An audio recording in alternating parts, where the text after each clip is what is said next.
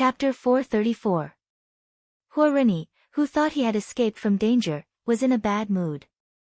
Although Blackwater didn't blame him at all, he felt very guilty in his heart. In that case, Blackwater had a chance to escape. However, in order to escape, he let Blackwater delay a little longer. As a result, he died in his own firewall. Huarini blamed himself deeply. But for brothers like them, apologies must be expressed with actions. Verbal apologies would only make others feel that they were pretentious. This guy is too despicable. Huarini shouted to his brothers while running in the fog. Why is he here? Is he chasing after us? Jian Nanyu couldn't figure it out. That's impossible. No one followed us along the way. How did they know we came to Xiaoyu City? Glue was also puzzled. Is there a traitor? Jian Nanyu was used to walking on the edge of a knife. He was used to being cautious and thinking from the worst possible angle. Now that he couldn't explain why their whereabouts were exposed, this thought almost involuntarily drilled into his mind. But Jian Nanyu quickly shook his head to deny it. The seven of them had known each other for a long time. If one of them was disloyal, they wouldn't have lasted until today. Moreover, the restraints that Jian Nanyu's group had with their clients also existed among the seven of them. People might betray others, but at least they wouldn't betray themselves. The seven of them were already in a relationship of honor and disgrace, so it was impossible to say that there was a traitor. I'm absolutely sure that no one followed us along the way. Glue strongly expressed his position, dispelling everyone's doubts on this issue. If that's the case, there's only one possibility. Jian Nanyu said. What? Among the people we met in Xiaoyu City, someone happened to recognize us, and at the same time, he was a friend of those guys. Jian Nanyu said. It's not surprising that they had friends, but isn't it a bit exaggerated that they would recognize us? Even in Linshui City, there aren't many people who know us. How could someone know us here?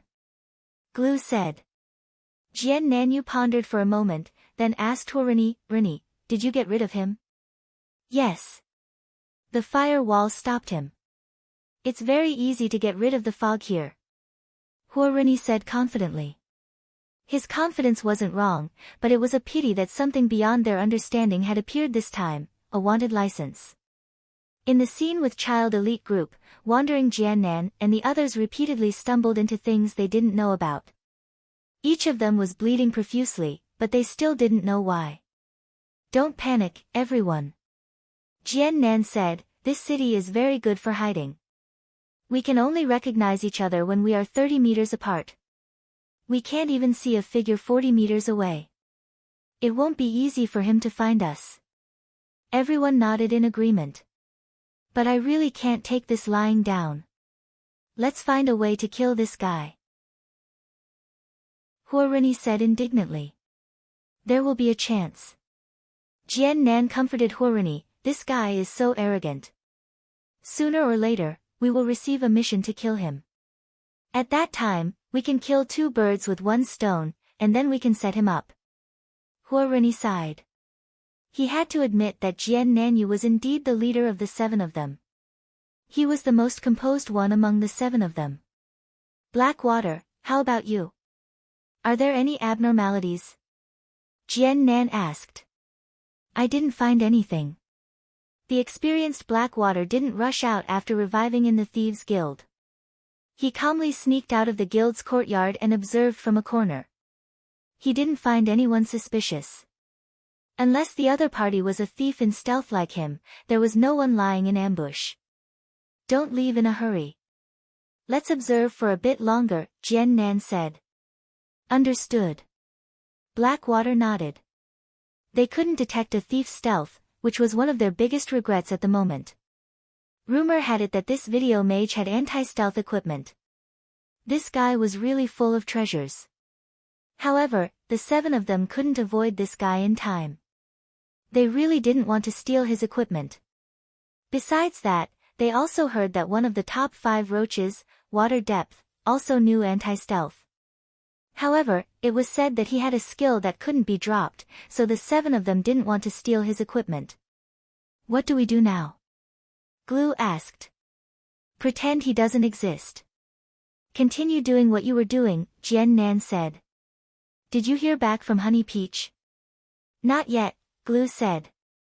There was still no reply from Jian Nan. Just as he was about to say something, Dao Xiangmu suddenly shouted, "There's a reply." Soft hands? Yup. Dao Xiangmu opened the mail and quickly scanned through it. The message they sent had already stated their intentions.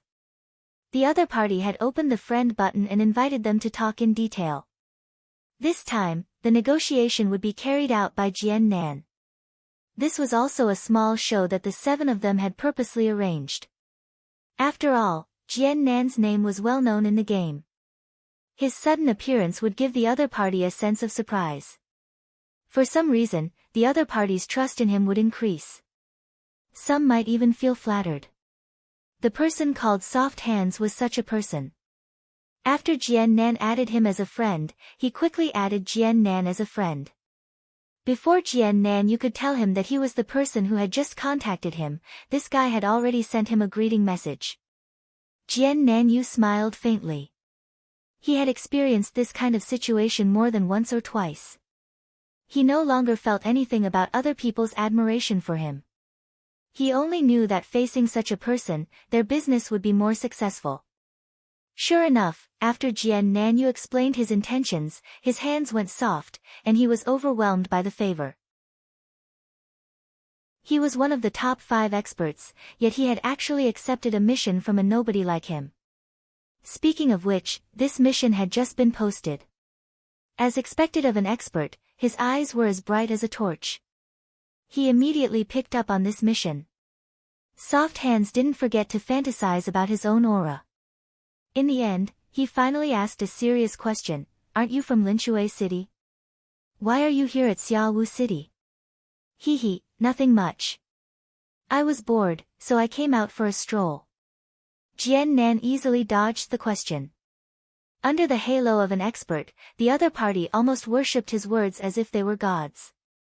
Jian Nanyu couldn't help but think, if the other party knew that he was hunted down in Linshui City and fled to Xiaoyu City, what would he think?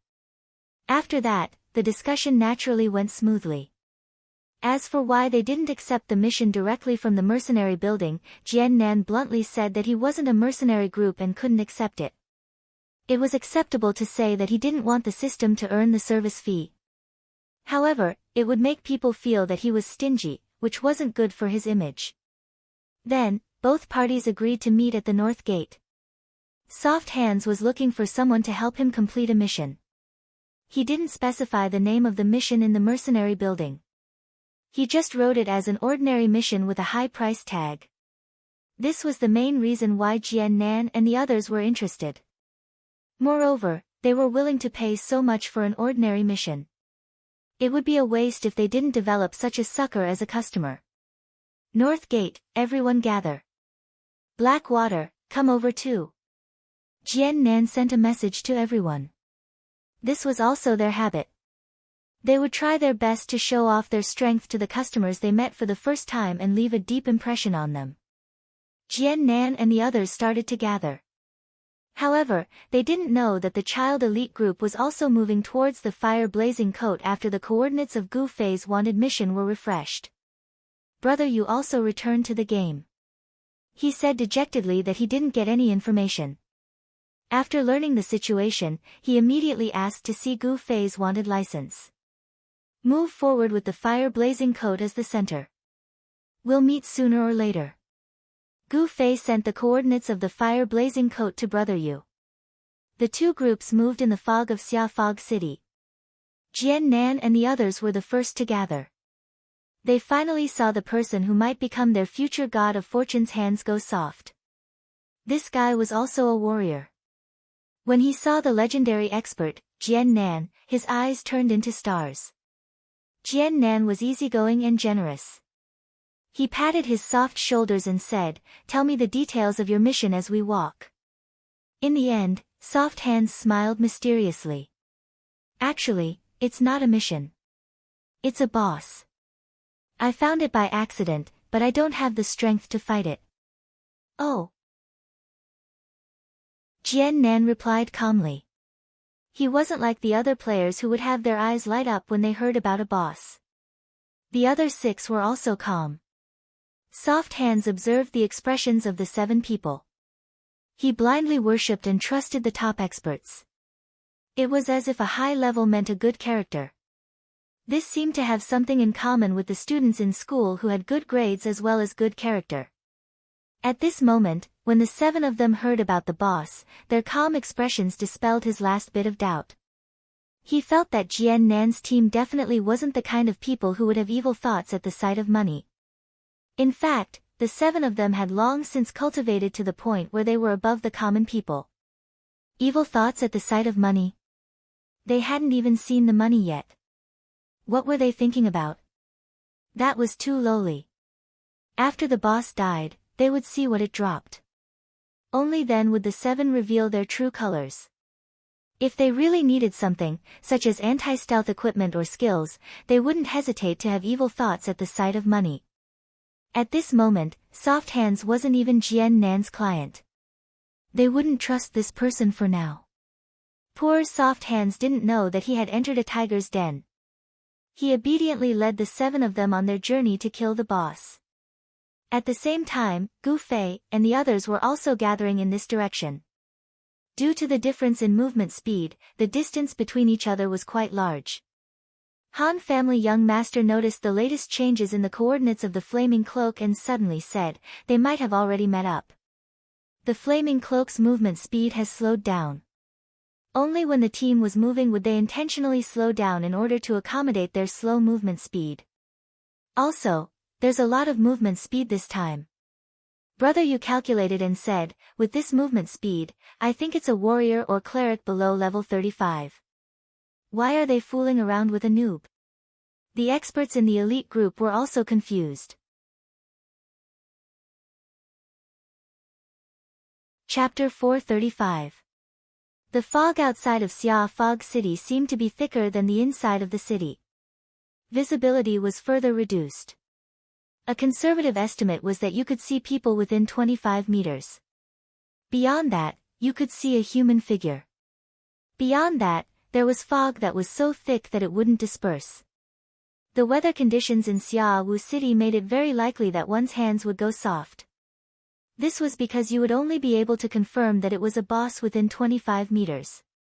If you were unlucky and brushed past the boss outside 25 meters, you would think that it was a normal trash. Because of this, the boss location wasn't hidden. It was just that because of the thick fog, other players didn't go within 25 meters of it. Hands memorized the coordinates. At this moment, while leading the way, he didn't hold back as he introduced the boss to Azure Blade and the others. Misty Assassin Andrew Su. From the name alone, it was an assassin that changed from a thief to a thief. Hands went soft online to search for information on the boss. The official information he received was that it was trapped here by the fog of Xia Fog City. It was a boss unique to Xia Fog City. Its strength, level, skills, and other official information were all unknown. Although Hands had come into contact with it and fought it, the information he had was also unknown. It went around to my back and stabbed me, and I was killed, he said, his hands weak and ashamed. This was a common problem for noobs. When they encountered a boss, they would be so excited that they didn't know what was going on. They would boldly try to fight it alone. Azure Blade listened on the side and nodded silently. In the end, he said, to be able to attack you from behind before you could react, this boss movement speed must be very fast. Yes, yes. Hands nodded excitedly. He was full of admiration for Azure Blade. You're a warrior. Killing you with one stab means that the damage isn't low. However, it's very likely that it's a backstab skill. After thieves advance into the assassin class, the backstab damage will increase and there's a chance that it will ignore defense. Although it's an NPC, it still has to follow the class settings. However, the skill that the system gave it should be very proficient. If it's a backstab, then the damage from the front might not be that scary. Azure Blade continued to analyze. Hands continued to be in awe. As for the other point in his mind, he didn't say it out loud. An assassin has a higher chance of dropping equipment or skills. Could it be that the heavens are helping us and preparing to give us an anti-stealth skill? His hands turned soft, and he grew more and more confident in Jian Nanyu and the others. These 7 people had ulterior motives, but they did not show it and continued forward. However, because their hands were weak, they slowed down their speed. The people from Child Elite Group had gradually caught up. For example, Gu Fei and Sword Demon, the 2 faster ones, had already met up. Moreover, they knew that Jian Nan and the others were not far in front of them.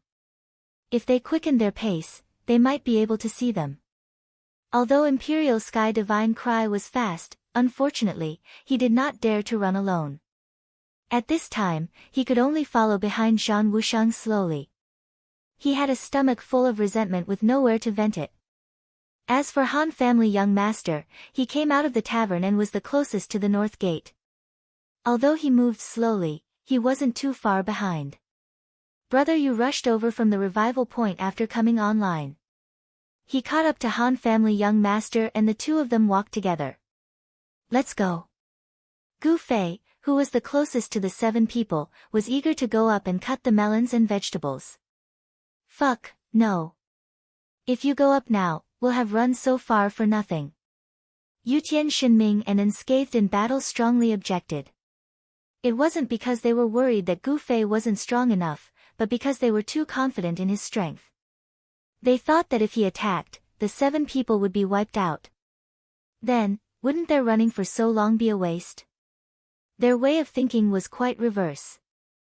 They weren't worried about their family's safety, but they weren't worried at all. Gu Fei said helplessly, then hurry up. Fuck, if it wasn't for that good-for-nothing Wushang being so slow, I would have been here a long time ago.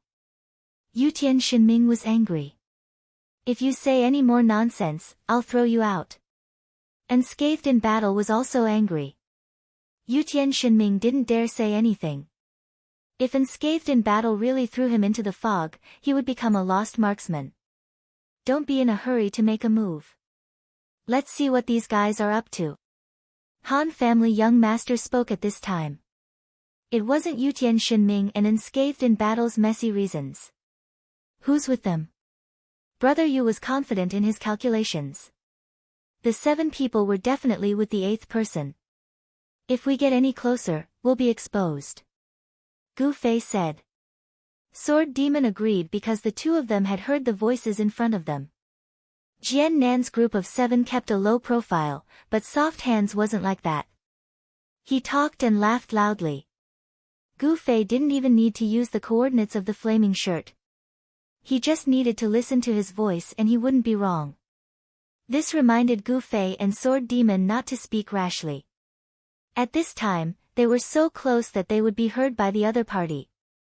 Although the 2 of them walked side by side, they communicated through messages. Finally, a few blurry figures appeared in front of them.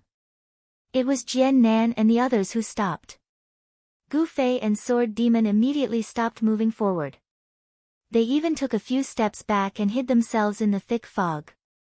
Then, they heard the voice in front of them say, "They should be around here. Everyone be careful." The 2 of them heard Jian Nan's voice again. The 7 of them didn't split up. They formed a circle with their backs facing each other and surrounded Soft Hands.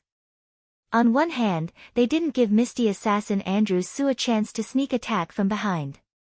On the other hand, Soft Hands, who was being protected, felt comfortable from head to toe. They're looking for something. It might be a boss. At this moment, Sword Ghost sent a message. In the end, he was a veteran in the game. His judgment was still faster than Gu Fei's. Boss! Everyone cried out. It was obvious that they weren't a professional group. They didn't have the calmness that Jian Nan and the others pretended to have when they heard about a boss. Can you fucking move faster? Yutian Shinming berated Unscathed in Battle. Fucking shitty warrior. What kind of shitty speed is this? Unscathed in battle even looked down on his favorite class for the boss. Be careful. Don't let them suddenly rush over and discover us. Gu Fei messaged Sword Demon. I know. Sword Demon replied. When Gu Fei looked back, Sword Demon was already gone. Fuck. Gu Fei couldn't help but curse in his heart. Sword Demon was already in stealth. He was a bit more difficult to deal with. They couldn't see each other in the fog. Gu Fei also couldn't feel any killing intent. The coordinates of the flaming cloak refreshed every minute. It wasn't enough for such a delicate moment. Say something, say something. Don't you talk a lot. Gu Fei kept muttering in his heart. He was wondering why Soft Hands suddenly became quiet. Soft Hands would naturally become quiet. In such a tense moment, he didn't dare to talk nonsense to distract others. He was surrounded in the center of the circle and didn't even dare to make a sound. He looked around nervously. Gu Fei was helpless. Suddenly, Sword Demon messaged him, move towards XXX, XXX. Gu Fei came to his senses.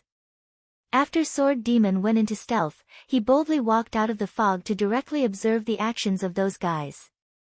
At this time, he naturally saw their actions and then gave him instructions.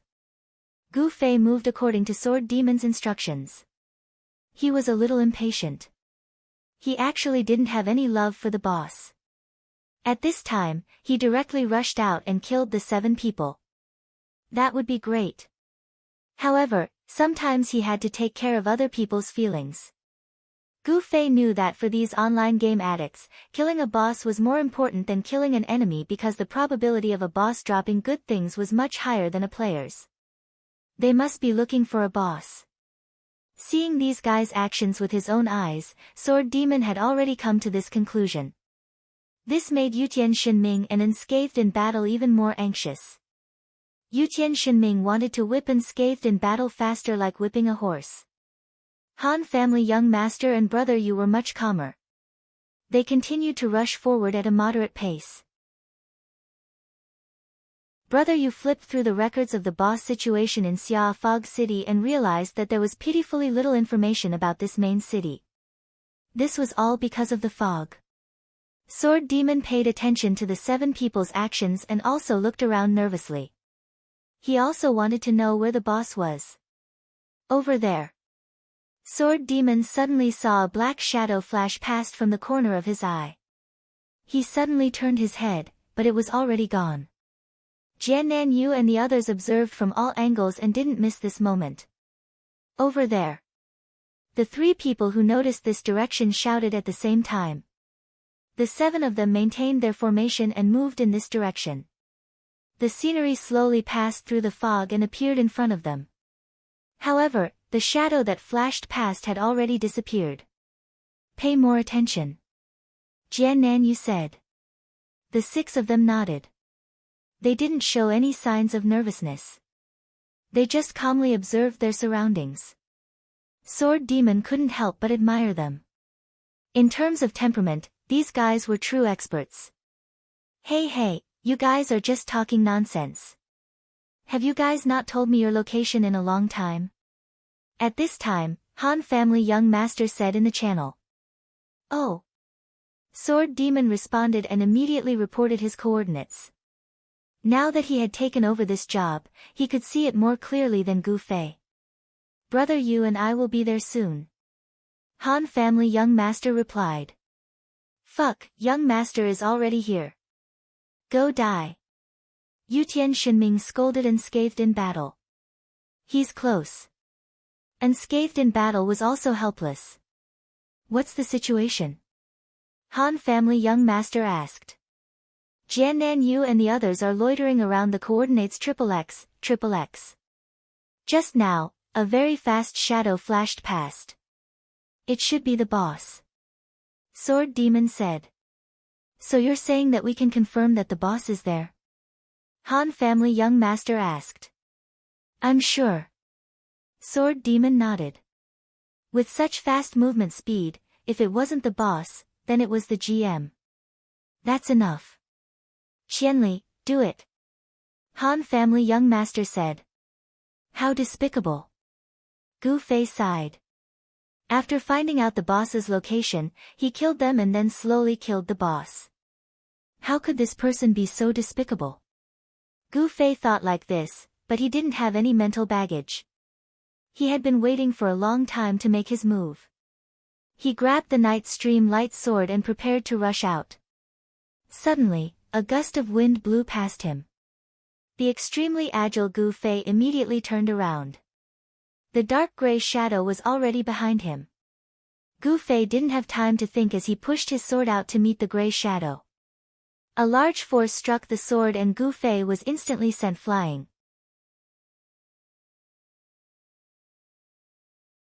Chapter 436. System bosses always belong to the general public and not a specific person.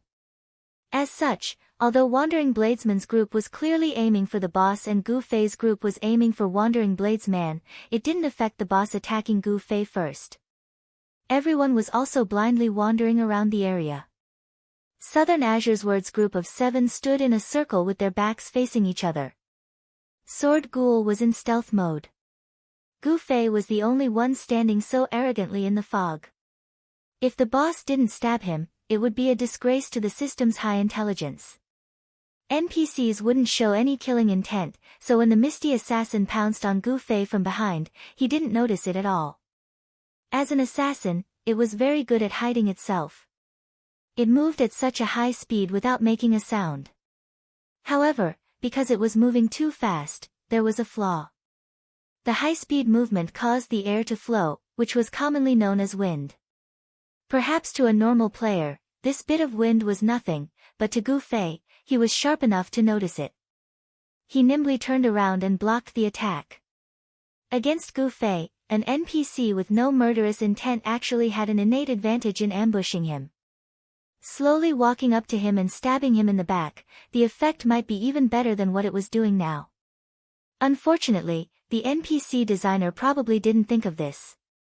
The Misty Assassin's attack didn't succeed, so it turned around and disappeared into the fog. Gu Fei blocked the attack, but he couldn't negate the force of the attack.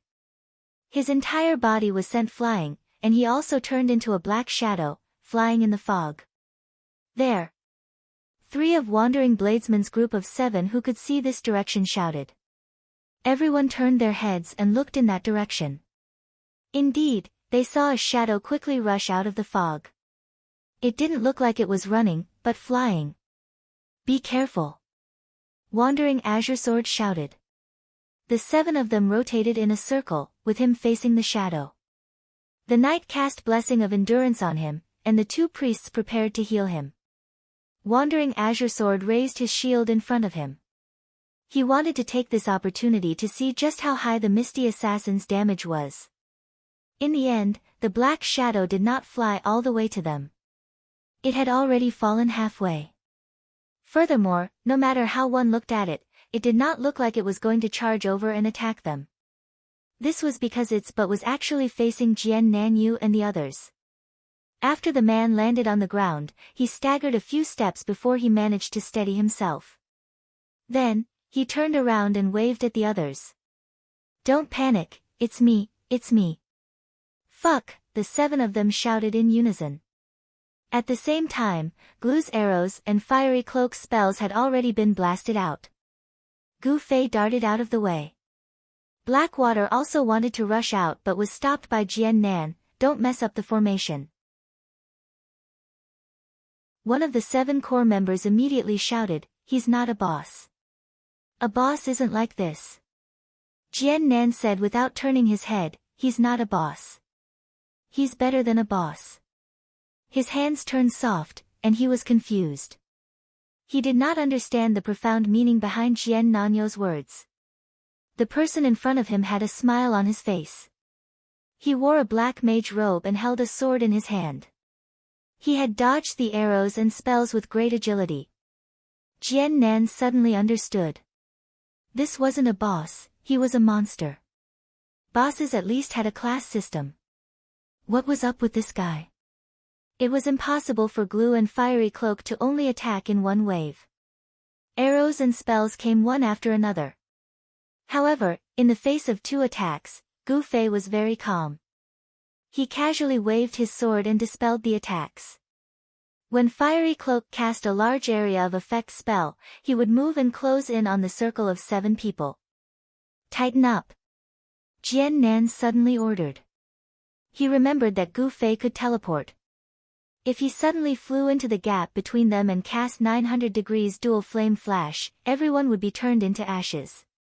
Even if they thought their health was high, don't forget that it was 900 degrees. It was 2.5 circles. Half of them would be hit by his dual flame flash 3 times. How could anyone survive? Everyone understood what he meant and immediately moved closer to each other. Their main targets were Glue and Flaming Cloak anyway, so they just needed to give the two of them enough space to escape. So they squeezed back to back. The one in the middle felt his hands go soft and was a little out of breath. Jian Nan looked back at him. Hold on. He nodded with determination in his eyes. He felt that the time to test himself had finally come. Gu Fei also stopped in his tracks when he saw the other party's actions. Indeed, his original plan was to use dual flame flash to deal with the other party in one go after closing in. He didn't expect his plan to be seen through by the other party, and the other party had squeezed out the space first, so he had to kill them one by one from the periphery. Just when Gu Fei was about to attack again, he suddenly heard a shout, "Behind you!" Gu Fei was shocked. He knew that the assassin was behind him again. This must be a notification from the sword demon. As soon as he turned around, he saw the gray shadow rushing out of the fog and stabbing at Gu Fei.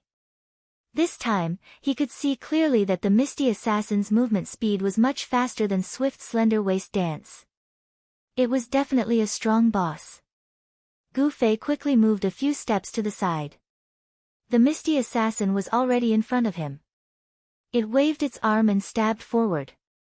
It was a dull and gray dagger. However, this time, Gu Fei was prepared. It wasn't hard to block this attack. The opponent didn't seem to use much strength this time. It immediately retracted its hand after the attack failed. It suddenly flipped into the air and waved its arm. In the eyes of a normal person, everything was dazzling. However, Gu Fei's eyesight was far better than a normal person's. He could clearly see where the opponent's attack came from. He flicked his wrist and raised his sword into the air. The sword flowers collided with the opponent's attack. With a series of clanging sounds, the attack was completely blocked. Although Gu Fei's attacks weren't as fast as the misty assassin's, his technique was much better than this rigid robot. The direction of each stab was adjusted in the most concise way. In summary, the misty assassin's attack speed was fast and the range was large. On the other hand, Gu Fei's attack speed was slow and the range was small. Therefore, in the end, the time taken for each attack was almost the same. No one could do anything to the other. In reality, Gu Fei had a way to pierce through the opponent's attack. However, the problem was that this wasn't a fight between real people. It was a boss. In a fight between real people, a single stab to the throat would end the opponent's life. Now that he was facing a boss, it didn't matter where the stab landed. It was impossible to instantly kill the boss. Moreover, the system NPCs wouldn't retreat just because they were hit. Next, Gu Fei could only be strangled by the opponent's beautiful dagger rain. Therefore, he could only fight head-on with his opponent. This was a low-level fight, but in the eyes of outsiders, it was incomparably exciting. Both sides brandished their weapons and exchanged countless blows in an instant. The misty assassin's attack came to an abrupt stop. In mid-air, it borrowed strength from somewhere and suddenly flew back. When it landed on the ground, it had already disappeared into the fog. Gu Fei wiped his sweat. Although it was only a short fight, it consumed a lot of energy. His left hand reached out and pulled an arrow from his right shoulder. He threw it to the ground and turned around to face the 7 people. Just as Gu Fei was being attacked by the misty assassin, Flaming Cloak and Glue also wanted to take advantage of the situation, but they were stopped by Jian Nan. He was worried that this attack would attract the boss's aggro, and the misty assassin that was originally attacking Gu Fei would pounce on them instead. Gu Fei was already very scary. Now that the boss was also attracted, wouldn't it be suicidal? Hearing this, the others felt that it was reasonable. In the end, Flaming Cloak released a small fireball and Glue released a tracking arrow. Both attacks were low damage but foolproof. They wouldn't miss the boss's attack. They wanted to use this opportunity to interfere with Gu Fei and help the boss. However, Gu Fei completely ignored them and focused on dealing with the misty assassin. His intention to interfere with the boss was obviously not achieved. Although this round was over, Gu Fei knew that he was in a very bad situation. It could be said that he was surrounded by enemies. I can't be so arrogant anymore.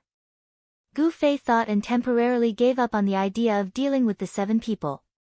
He turned around and ran into the fog. This might not matter to the boss, but at least he wouldn't be harassed by these 7 people.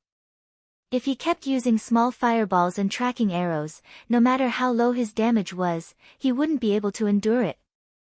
After hiding in the fog, Gu Fei took a piece of bread and ate it while thinking about how to deal with the misty assassin. This guy moved quickly and attacked quickly, but if he was willing to face Gu Fei head-on, Gu Fei felt that he would eventually find a way to deal with it. The problem was that this guy was currently in the fog. If he suddenly appeared and attacked, he wouldn't be able to immediately retreat. If this continued, Gu Fei felt that he still couldn't afford it. In the end, he was also a human. He wasn't a tireless, programmed robot that would never be careless. Be careful, they're moving in the direction you're retreating. Sword Demon warned. You be careful too. Gu Fei said. When Sword Demon warned him while in stealth, those guys definitely knew that there was already a thief in stealth, but they didn't make a sound. It was probably because it was a sudden sound and they didn't hear Sword Demon's position. At this time, they must be 120% focused. As long as Sword Demon made a slight opening, they would definitely blast him out. Gu Fei's small piece of bread didn't have any effect when he saw a group of people in the fog. He knew that those guys were coming over and immediately dodged. What's the situation? On this side, Han family young master and brother Yu finally arrived and immediately asked. Be careful. The boss is nearby, be careful of it attacking you. Gu Fei warned. No way. We just arrived and they're already attacking us. Jian Nan Yu and those brats didn't even aggro them. Han family young master said. After a moment of silence in the channel, Sword Demon said, Qianli is aggroing them. Wahahaha, you really are an expert. How about it, are you going to solo the boss again? Han family young master's words were filled with mockery. From Gu Fei's warning just now, he could tell that Gu Fei probably wouldn't be able to win against the boss this time. As soon as this message was sent, there were 2 hurried, ping-pang, sounds in the fog in front of them. Han family young master and brother Yu turned their heads and saw a black figure fly out. This time, Gu Fei didn't think about standing firm. After taking a few steps back, he fell on his back at the feet of Han family young master and brother Yu. TSK, experts are really different, huh? Can you still charge or charge backwards? Han family young master said to brother Yu.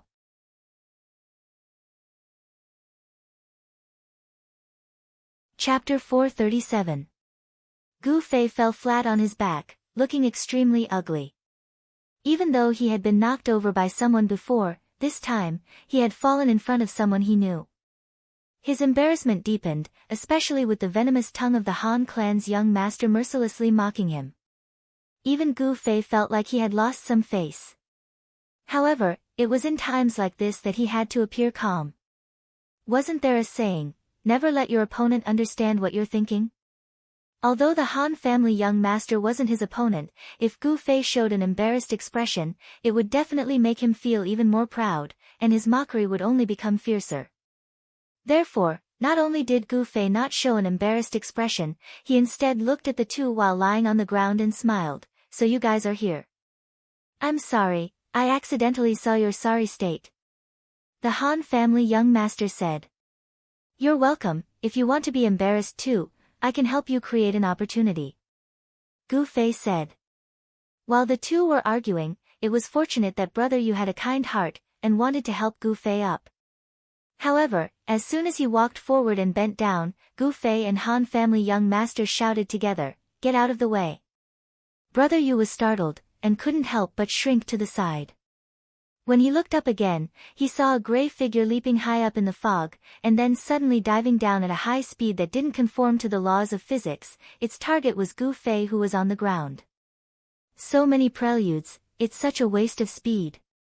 Gu Fei looked down on the misty assassin's efficiency, and quickly rolled on the ground, dodging to the side. If this guy could still change direction in midair, then Gu Fei would have admitted defeat. Reality proved that the system wasn't that shameless. Gu Fei dodged, and the misty assassin still completed its attack in midair. It half-squatted on the ground, and held the dagger with both hands in a stabbing position. At this time, the Han family young master and Brother Yu were only 10 centimeters away from it. The misty assassin's body paused, and this pause made the Han family young master and Brother Yu feel as long as a century. If the haze assassin were to suddenly attack the two of them, they would have absolutely no chance of retaliating. They could only pray that the haze assassin would follow the rules and continue to pursue its aggro target, Gu Fei. The misty assassin didn't disappoint them. After a pause that seemed to last for a century, it turned around and rushed out with a whoosh. It was still holding the dagger with both hands, and swung it upwards in an arc, as if it wanted to cut Gu Fei in half. Of course, Gu Fei didn't give it the chance. He crouched and jumped up, using this opportunity to prolong the opponent's attack and buy time to land on the ground. He pressed his sword down with both hands, and blocked the misty assassin's attack. However, the impact of this attack was also very strong. Of course, Gu Fei couldn't stand still in midair, and he could only use the momentum to fly away.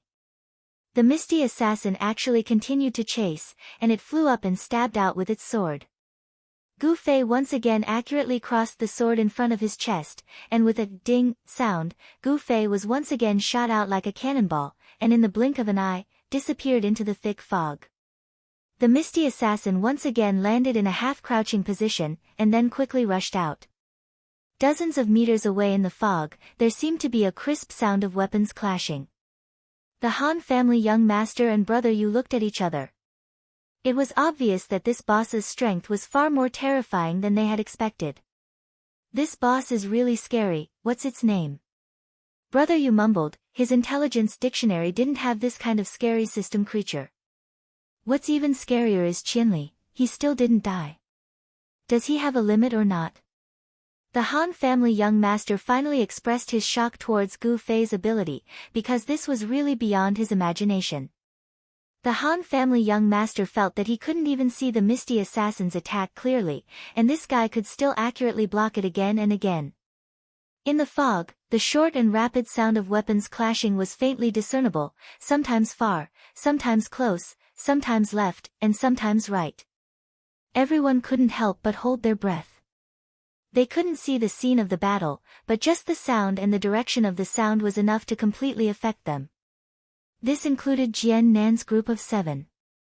For a moment, they forgot that the two people who were fighting were originally their targets. They were originally advancing towards the fog that Gu Fei had retreated into.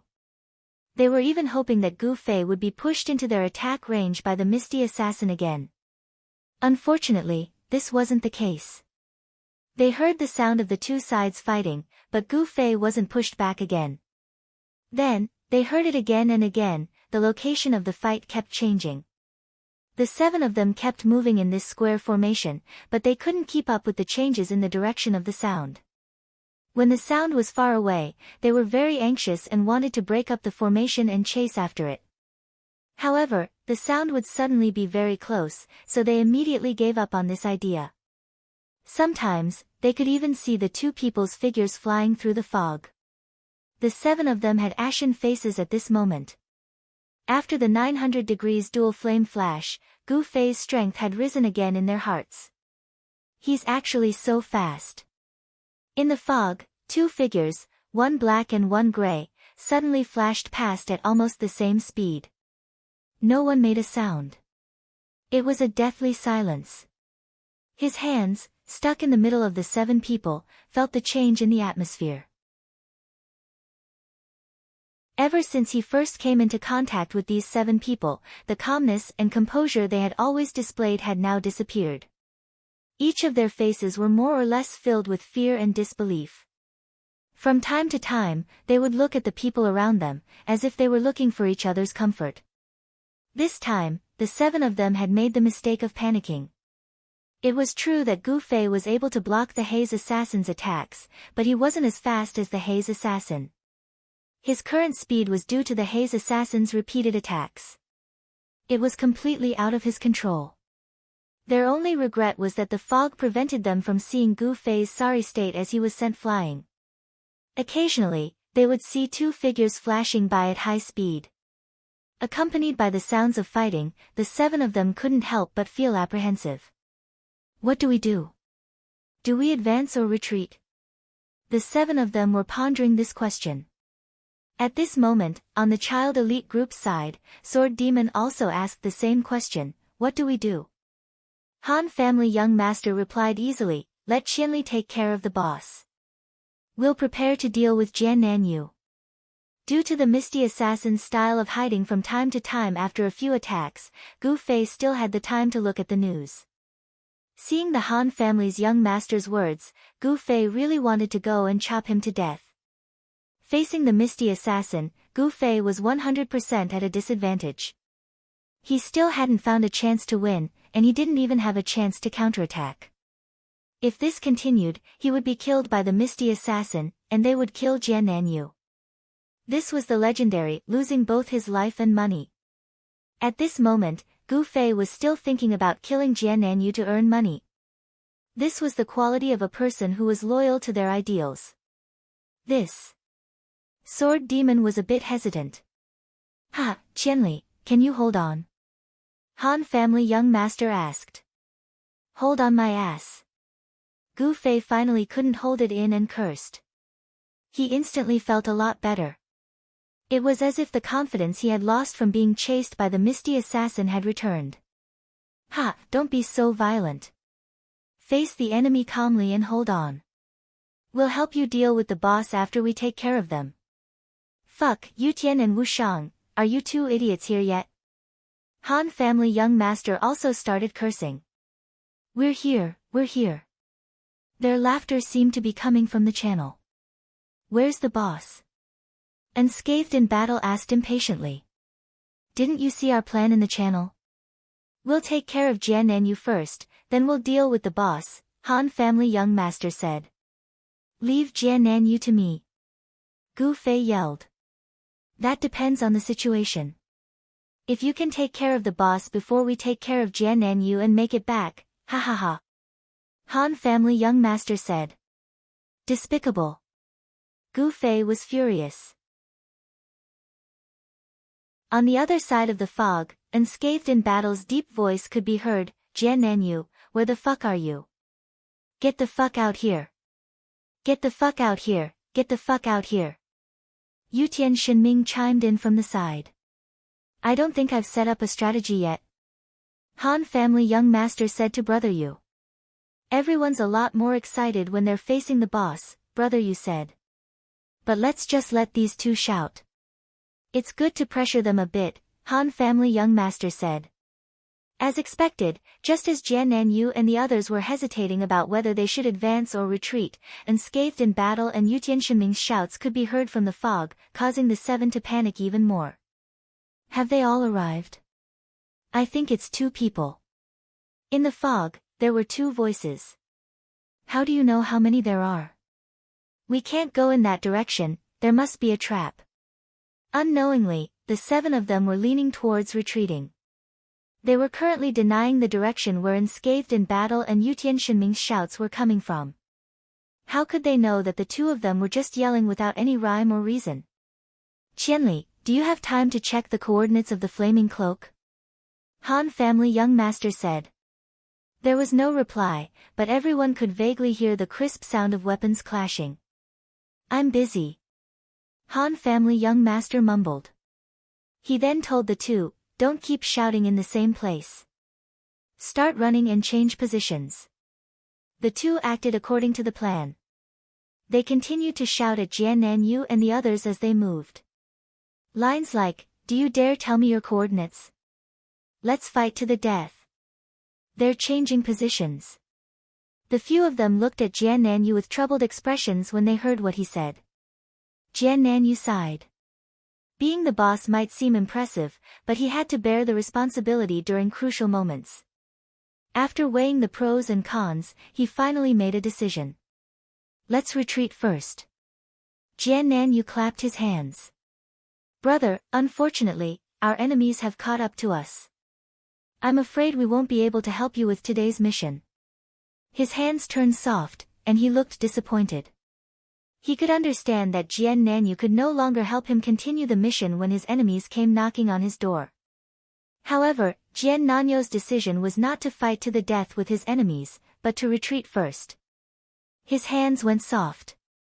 He suddenly felt that the image of this expert was not as lofty as he had imagined.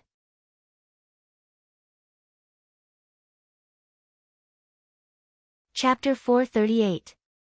Wandering Sword, get out here. Unscathed in battle and Yutian Shinming continued to yell as they strode through the fog. They didn't reveal themselves at all and only used sound interference. The sword demon was guiding them in terms of coordinates, and he had been stealthily moving beside Wandering Sword's group of 7.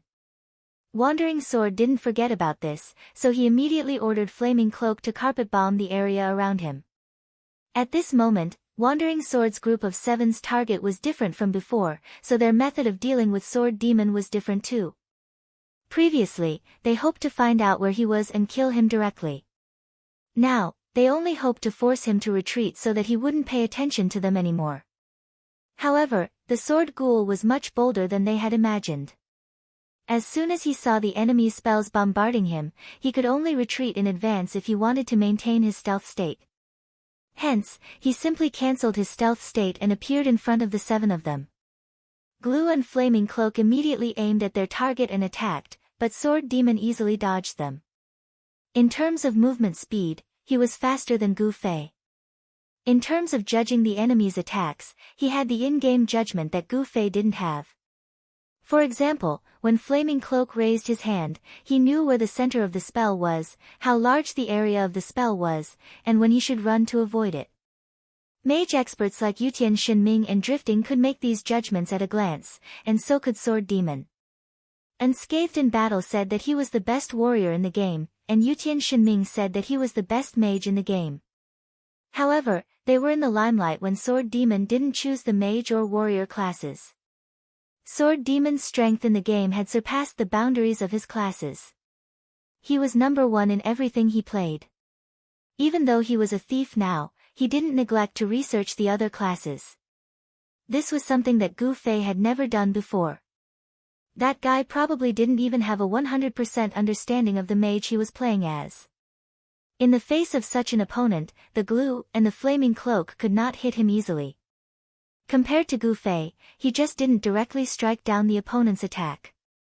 Even so, the two of them still couldn't do anything to him. Moreover, the Sword Demon acted like a boss, retreating into the fog from time to time to rest, but soon emerging again and continuing to wander around the 7 people. The 7 of them were being watched so blatantly that they were going crazy. Right now, the boss's aggro should be all on that Qianli drunk. Do we still need to maintain this formation? Blackwater felt bitter when he saw the assassin's confidence. After being pushed into the firewall by Gu Fei, he had already fallen to level 39. He was no longer an assassin, but a lowly thief. The difference between level 38 and level 39, or level 40 and level 42, even if there was a difference of 2 levels, did not have an absolute impact on one's strength. However, there was an absolute divide between level 39 and level 40. This was because after level 40, when players changed their class, there would be a class correction. Some attributes would be enhanced by the new class's characteristics, and the data obtained would also be stronger. Therefore, unless a level 40 player was a hopeless melon, it was impossible for him to lose to a level 39 player. After falling from level 40 to level 39, Shifeng felt as if he was riding a bicycle instead of a car. The difference was just too great. Calm down. Jiannan understood Blackwater's feelings, but he did not need to be impulsive. Be careful not to be lured into a trap. Jiannan was really thinking too much. Sword Demon was just playing around. How could the child elite group set up a trap at this time? The strongest assassin was playing with the boss. Yutian Shenming and Unscathed in battle had changed to wandering around and bluffing singers. The only one with attack power, Sword Demon, was advancing and retreating in front of them. What kind of trap could Han family young master and brother Yu, a priest and a knight, set up? Once he had this kind of mentality, he would truly fall into a trap. Layers of fog shrouded his heart. Jiannan started to be filled with doubts. Furthermore, he kept using his doubts to influence the people around him. In fact, they didn't need to be calm at this moment. Instead, they needed to be a little impulsive and hot-blooded. They boldly found a direction and rushed out, ignoring the shouts and harassment and the sword ghouls' advance and retreat. The young master elite group didn't have any big moves that could do anything to them. In the end, the Han clan's young master had seen through their thoughts and used the foggy weather to make them fall head over heels. In their hearts, they felt that there was a huge army behind the fog, waiting for them to enter the tiger's mouth. Under such continuous tension, the 7 people began to become more and more anxious. Due to everyone's different psychological qualities, the symptoms they showed were also mild and severe. Jiannan could still grit his teeth and continue to think of countermeasures calmly, but Blackwater finally collapsed completely. When he saw that Glue and Flaming Coat's attacks had failed again, he suddenly roared, "I'll fight you to the death." He left the team and rushed towards Sword Demon. "Blackwater!" Jiannan shouted to stop him. The two beside him were not prepared for this guy's sudden reaction and could not stop him in time. Blackwater ignored him and pounced towards Sword Demon. At this time, they needed to be impulsive and hot-blooded, but they didn't need the hot-blooded passion of one person alone. This result was worse than the 7 of them persisting in suspicion. Seeing Blackwater rush over, Sword Demon calmly retreated. Blackwater ignored the shouts of his companions and followed closely. He used sprinting and in the blink of an eye, he chased after Sword Demon and disappeared into the fog. "Fuck!" Jiannan cursed. The 6 hurriedly moved in this direction. Blackwater's loud shouts came from the fog, but it was not like the sound of weapons clashing like Gu Fei and the Fog Assassin. When the 6 hurriedly approached, Blackwater's shouts suddenly stopped. There was only one figure left in the fog. As Jiannan and the others approached, Sword Demon stood there as if nothing had happened and said expressionlessly, "He's level 38. A thief above level 40 was not a match for an assassin." Furthermore, Blackwater was facing the top expert in the online gaming world. He had already lost his cool and was only relying on his hot-bloodedness. If hot-bloodedness worked, it would be called a hot-bloodedness manga. Unfortunately, this was an online game. Therefore, Blackwater was defeated without any suspense.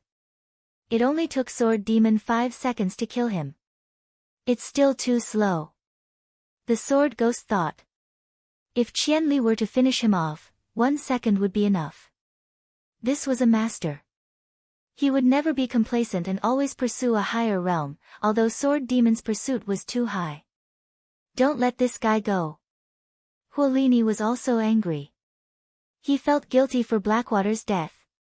Although he wasn't responsible for it this time, it still affected his mood. His shouts were a little crazy. He raised his staff with a roar. Everything was silent. Everyone was waiting for Huolini's chant, but he raised his staff and didn't say anything. The surroundings were quiet. Huolini was horrified to find that he couldn't remember what the chant was. According to scientific research, nervousness often damaged people's memory. For example, During an exam, they would be too nervous to remember the exercises that they had reviewed countless times. During an interview, they would be too nervous to introduce themselves clearly. To exaggerate, they might not even remember their own name for a while. As for Huolini, he couldn't remember the chant he had chanted countless times. This group of people was under too much pressure at this time. Only a small part of them did not want to die.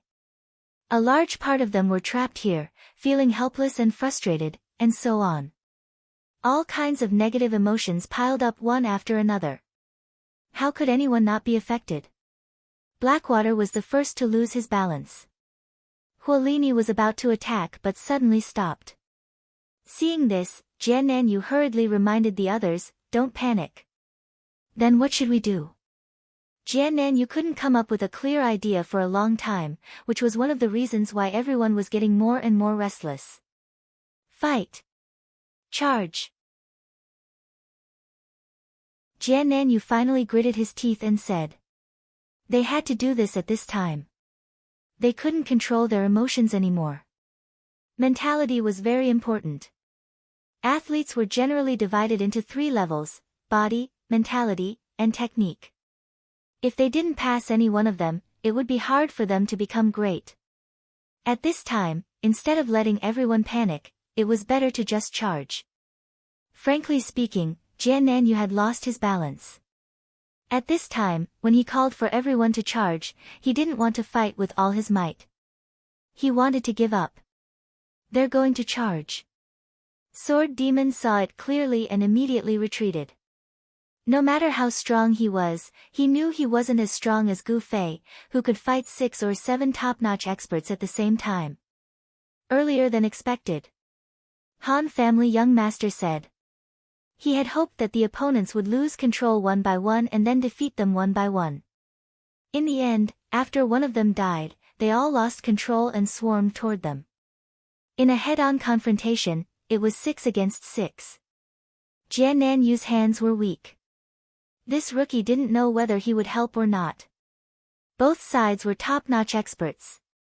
If they faced Child Elite Group head-on, they wouldn't have the confidence to win.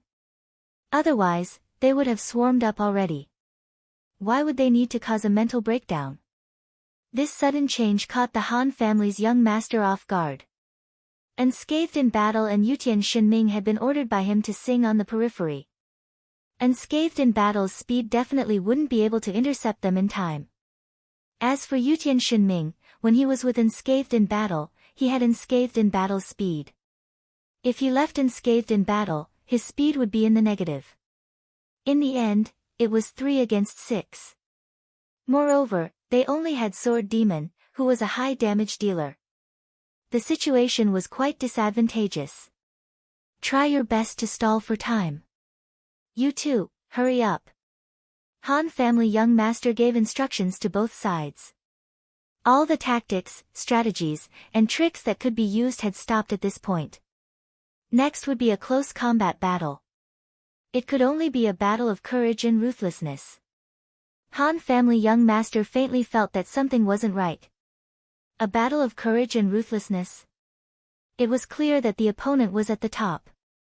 Jian Nanyu and the others had already changed their formation. He held his shield and was at the front. Glue and Flaming Cloak were on the left and right. 2 priests and a knight were at the back. They rushed toward Sword Demon with large strides. Brother, you buffed Sword Demon. Han family young master looked at the opponent's momentum and sighed, if they can't do it, then let them go. There's no rush. Sword Demon didn't say anything. He just gripped his dagger tightly.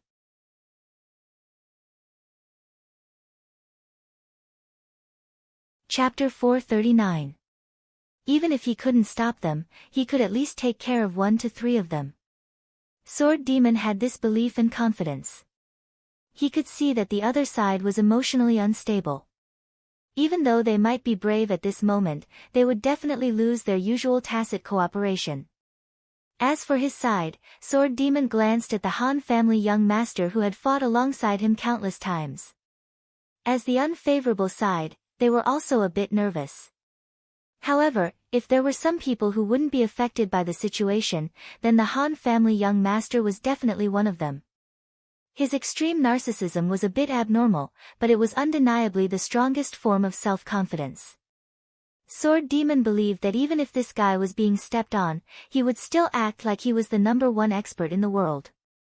Sword Demon sometimes thought that this guy wasn't narcissism at all, he was just hypnotizing himself. Even though the situation was unfavorable, the Han family young master definitely wouldn't make any mistakes. Their cooperation would still be flawless. Thinking about this, Sword Demon felt that he could take care of 2 to 3 opponents. Jian Nanyo's group had already rushed out of the fog. When they saw that there weren't thousands of soldiers and horses in front of them like they had imagined, but only 3 people, their mood became even worse. The ones who had been harassing them were the unknown enemies, hiding in the fog. At this moment, if they could see the army in front of them, they could at least get an explanation and feel more at ease. But there were only 3 people. Only 3 people. This didn't seem like a trap at all.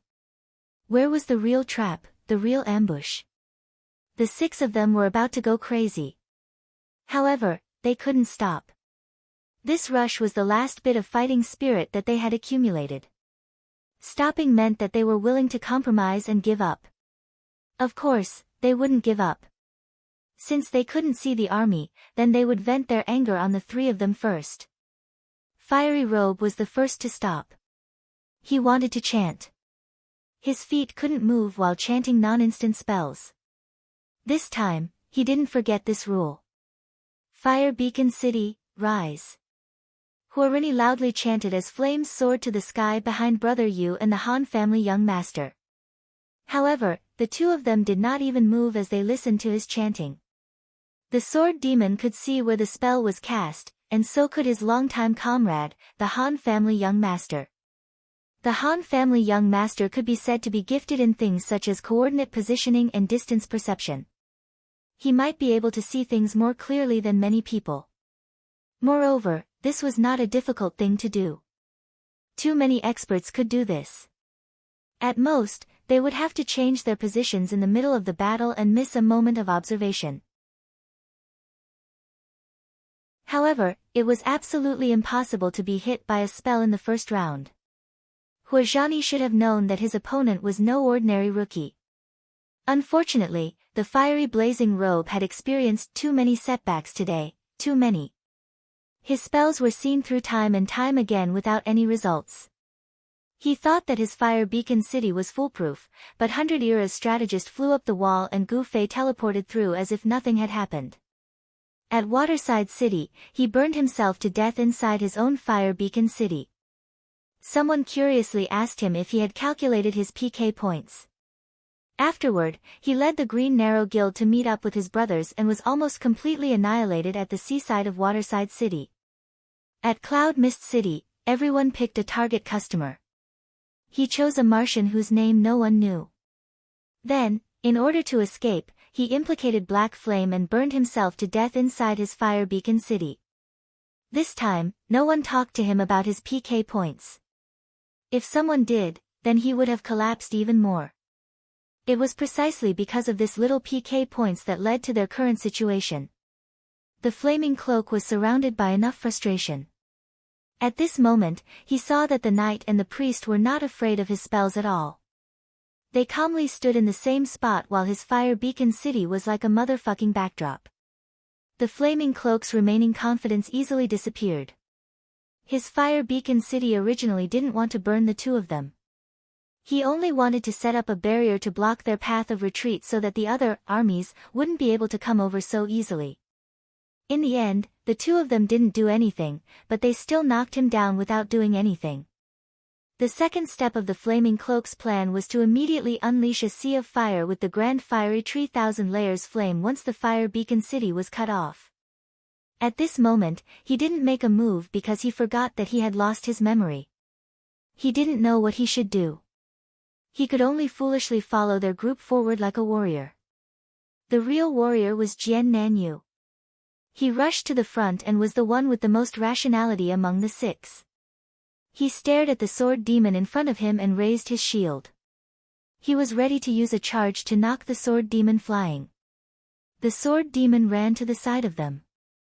It was true that they wanted to stop the 6 of them, but this did not mean that it would be a head-on contest of strength.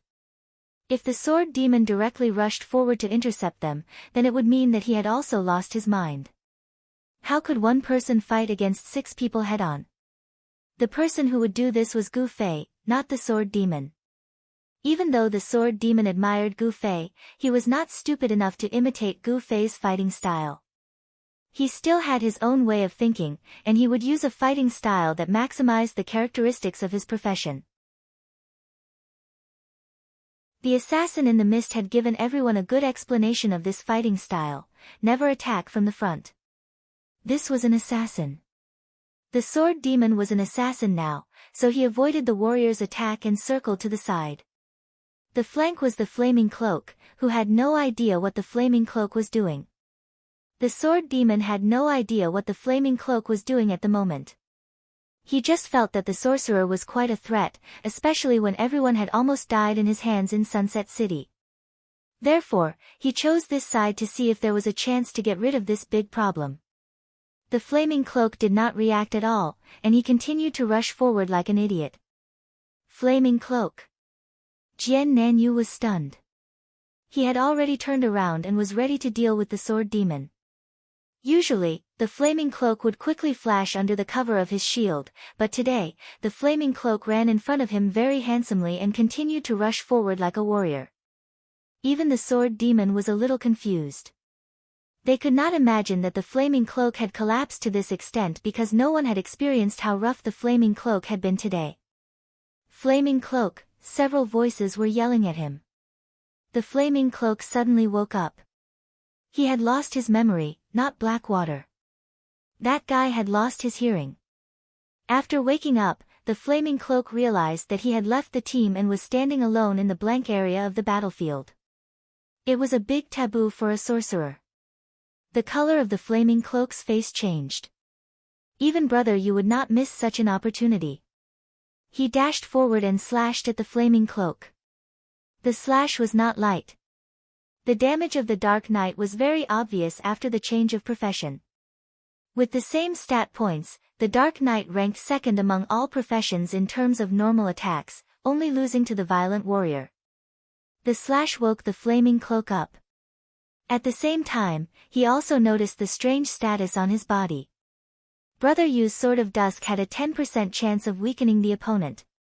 The flaming cloak was lucky enough to activate it, but unfortunately, it was activated on the flaming cloak. It was meaningless.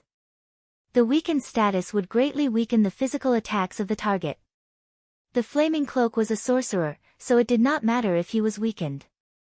Brother Yu rarely fought in PvP, let alone against experts.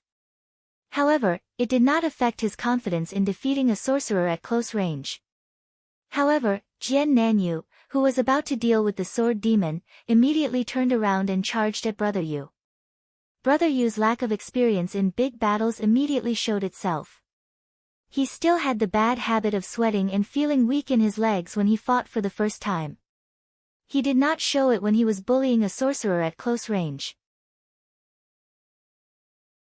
Now that Jian Nanyu, who was also a melee fighter, was charging at him, Brother Yu immediately went into his mode. Clumsily tried to dodge this charge, but his movements were extremely uncoordinated. Kennen Yu was a heavy soldier who used the charge technique with a shield and a sword. The area of attack was large, and it wasn't easy to dodge. Brother Yu was running with one hand and one foot. How could he be faster? He was immediately hit by Jian Nanyu's shield and did not fly away. He was spun on the spot and fell to the ground.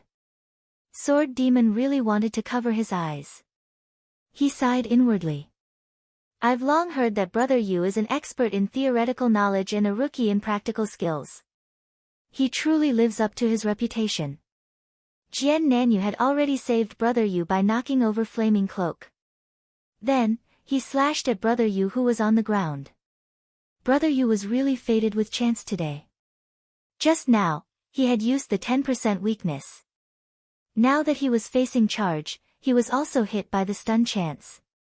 Not only was he lying on the ground, he was also stunned. He couldn't resist at all and could only watch helplessly as he was hit by South's sword. White light shone down. The Han family's young master used his recovery technique in time. Knights were balanced and had good defense. They wouldn't be killed so easily. With the priest healing him, Jian Nanyu couldn't do anything. However, Jian Nanyu was indeed an experienced veteran. After his attack was healed, he didn't waste any time. He immediately stepped over Brother Yu and charged at the Han family young master. Without looking back, he said to Flaming Cloak, "Finish him." Sword Demon and Han family young master were both complaining in their hearts. They didn't expect this to happen. Brother Yu had been with them for a long time. He had always been a support. Sometimes, he would fight with them, but most of the time, he would speed up when the victory was already decided. Strictly speaking, today was the first time that Brother Yu had a chance to fight on his own. Although he had a lot of PK theories, he couldn't do it without experience. Brother Yu was a perfect example. Sword Demon and Han family young master's original plan was to focus the enemy's attention on Sword Demon. He would deal with the enemy with his speed, and the Han family young master would support him from the side. They would buy as much time as they could. However, Brother Yu was knocked down after a sudden attack. It was really terrible for the enemy to defeat them one by one. Leaving Sword Demon and Han family young master aside, Brother Yu was still unconscious on the ground. Flaming Cloak was standing next to him. She raised her staff and pointed at Brother Yu in a trance. Can he dodge it this time? Flaming Cloak's confidence was ignited again. At this critical moment, a strange sound suddenly came from the fog. Then, a gray shadow flashed with blue and yellow light and flew out of the fog, falling towards the crowd. Everyone exclaimed at the same time, "Boss!"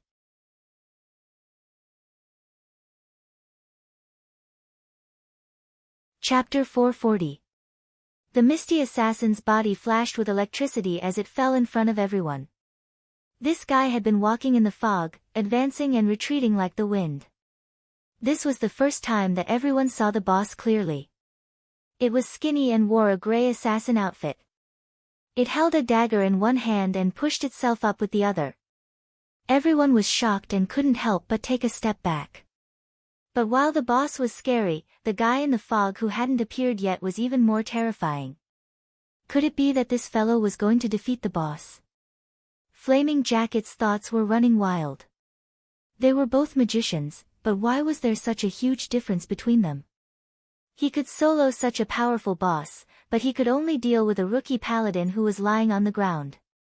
The misty assassin was obviously not dead yet, so no one dared to move. Everyone was very close to it, afraid that one move would attract the boss aggro. Although the aggro system also had a clear calculation model, this calculation model belonged to the system. What if the system was unreasonable and made a fuss? The misty assassin stood up and suddenly shook its arms. It let out a roar, and the electricity around it suddenly disappeared. Everyone turned pale with fright. So strong, so strong. What a fuss. Han family young master was still in the mood to look down on everyone. It's obviously just a dispel skill. Everyone was experienced and knowledgeable, so they immediately understood what was going on. A dispel skill was a skill that could remove physical debuffs. The misty assassin had shattered the lightning with a swing of his arms. Although it looked very cool, the truth was that he had only dispelled the paralysis effect of the electric current. After the misty assassin got rid of the paralysis effect, it immediately went back into the fog. Everyone stared at each other. Because of the boss' sudden appearance, everyone's movements immediately stopped. It was like a frozen movie. But before they could press the play button, a figure appeared in the fog again. This time, it was pure black and didn't carry any electricity. It wasn't flying, but running. Everyone could even hear its footsteps. Gu Fei. The existence that everyone believed to be even scarier than the misty assassin had suddenly appeared in front of them. The long sword was still in his hand, but his robe was filthy. Gu Fei had been rolling on the ground quite a bit during the fight with the Misty Assassin, so he looked like a piece of trash. Where's the boss? Gu Fei looked around after running out and asked Sword Demon. He went that way. Sword Demon pointed in the direction that Misty Assassin had gone. Why aren't you attacking it? Gu Fei asked. Everyone lowered their heads in shame. Just now, when the boss appeared, everyone was so scared that they didn't dare to move, afraid that they would provoke the boss. Now that they were faced with Gu Fei's question, everyone felt that it was very, very sharp. Sword Demon was also a little ashamed and quickly changed the topic. Why aren't you going after them? So strong. Everyone was filled with jealousy and hatred. They didn't dare to move even when the boss was in front of them, but this guy was chasing after the boss. The difference was the difference. While everyone was thinking this, Gu Fei didn't rush to chase after them. Instead, he looked at Sword Demon in surprise. Are you kidding me? It wasn't easy for me to shake it off and take a break. Why are you in a hurry to chase after it? Everyone was stunned again. They thought in their hearts, TSK, so you're also not a match for the boss. Jiannan and the others had just felt comfortable, but then their hearts turned cold again. This Gu Fei didn't need to go and tangle with the boss. Didn't that mean that he was going to attack them? With him joining in, how could their side still have a chance of winning? The pessimistic mood spread again, but it didn't last long. The figure in the fog appeared again. The Misty Assassin valiantly charged out again. It didn't recognize anyone and only charged at Gu Fei. From everyone's gaze, Gu Fei knew that there was another enemy attack behind him. He sighed and turned around to block. The Misty Assassin pushed him away again. In the blink of an eye, the two disappeared into the fog again. Only then did everyone realize that Gu Fei and the Misty Assassin had just happened to appear next to them when they were fighting at high speed. In other words, the two of them were just passing by. The only difference was that the last time they fought, Gu Fei finally found an opportunity to attack. The thunder palm that he had prepared combined with teleportation, and Gu Fei accurately hit the back of the Misty Assassin that was rushing over. The thunder palm repelled the Misty Assassin, and the Misty Assassin's own momentum, and it was only once that the Misty Assassin was sent flying. After this attack, Gu Fei didn't have much mana left, but it didn't seem to affect the Misty Assassin at all. The rare electric paralysis that appeared during the attack was also shaken off by the Misty Assassin with a shake of its arm. The sound of the two fighting disappeared again after two soft sounds. It was unknown where they were fighting. At this time, everyone in the field came back to their senses. Continue. No one knew who shouted this, but it was like pressing the pause button to replay the scene. Everyone started doing what they were supposed to do. Azure Flower continued to chase after the Han family young master. The speed of the two was almost the same. Azure Flower couldn't catch up with him for a while, but once the cooldown of charge was over, he could catch up in an instant. Brother Yu was still stunned, and the flaming cloak could still kill him in one hit. Sword Demon tried his best to rush over to help, but Glue led a knight and two priests to keep him busy. The knight was a paladin, and the two priests were light priests. Although they weren't classes with strong damage output, it was 1 against 4, and Sword Demon was a class with low HP, so he didn't dare to be careless. Rapid Fireball. The flaming cloak seemed to be more awake after the pause. Looking at Brother Yu by his feet, he didn't hesitate anymore and hurriedly summoned the spell. But before he could cast it, he suddenly felt someone patting his shoulder. Huorini was startled. Before she could turn her head, she felt a tight grip on her throat. Someone had grabbed her from behind. Then, the world spun. Flaming Cloak felt as if someone was grabbing him by the neck, and then he was thrown to the ground. In the end. Forget it, I'll just die. Flaming Cloak had already lost his confidence and fighting spirit. He had just had a chance to kill Brother Yu to regain his strength, but he was interrupted by this sudden attack. He quickly returned to his state of despair and completely gave up on resisting. However, he didn't die. The fall was so fierce, but Flaming Cloak realized that his HP didn't drop that much. Before he could think about it carefully, he was kicked in the waist again. Fiery Flaming Robe rolled to the side on the ground. He didn't die, but he was kicked out of the battlefield. Tears streamed down Flaming Cloak's face. After kicking Flaming Cloak away, the attacker didn't stop there. He bent down and rushed into the entanglement between Sword Demon and the other 4 people. His hands formed into claws, and the 2 priests on the left and right had their throats locked. Then, with the momentum of his charge, the 2 priests were immediately pinned to the ground by their necks. Alarmed, the knight hurriedly swung his sword at the person's back. The person, who was half crouching, seemed to have eyes on the back of his head. He turned around and stood up straight. With a wave of his hand, he had already caught the knight's wrist. Then, he elbowed the knight's chest and pushed the knight's wrist away.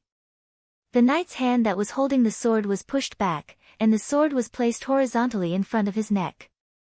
Then, he tripped and fell on his back, still maintaining the posture of committing suicide. In the blink of an eye, the 3 of them had fallen to the ground. At this time, Glue had just gotten into position to shoot an arrow at the attacker, but the arrow was slapped away by the attacker. Glue hurriedly turned around and wanted to dodge, only to find that his escape route was blocked by Sword Demon. In such a short period of time, the opponent had already arrived in front of him. Fists and kicks were endless, and Glue was beaten until he kept retreating. In the end, the person jumped up and kicked the Glue away. Compared to Jian Nanyu's position, he had already disappeared into the fog. The only person who could be so agile and nimble was Encyclopedic Statesman. In the blink of an eye, he had already defeated 5 people, but none of them were ruthless. Encyclopedic Statesman looked at his results with satisfaction, wiped his hands, and asked, "Who's that?" "He asked me to come here, but his people aren't here.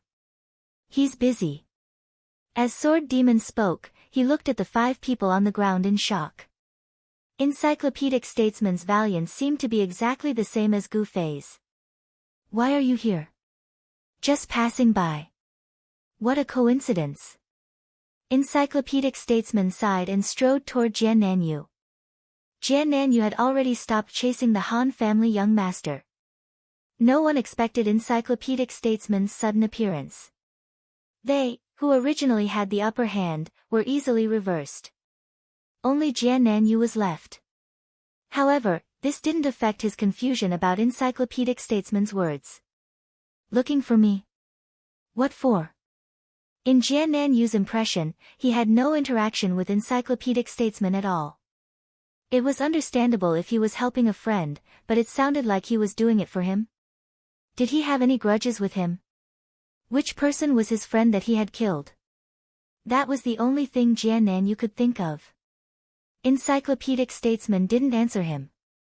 He shouted, "Don't even think of running this time," and charged over. Whirlwind Slash.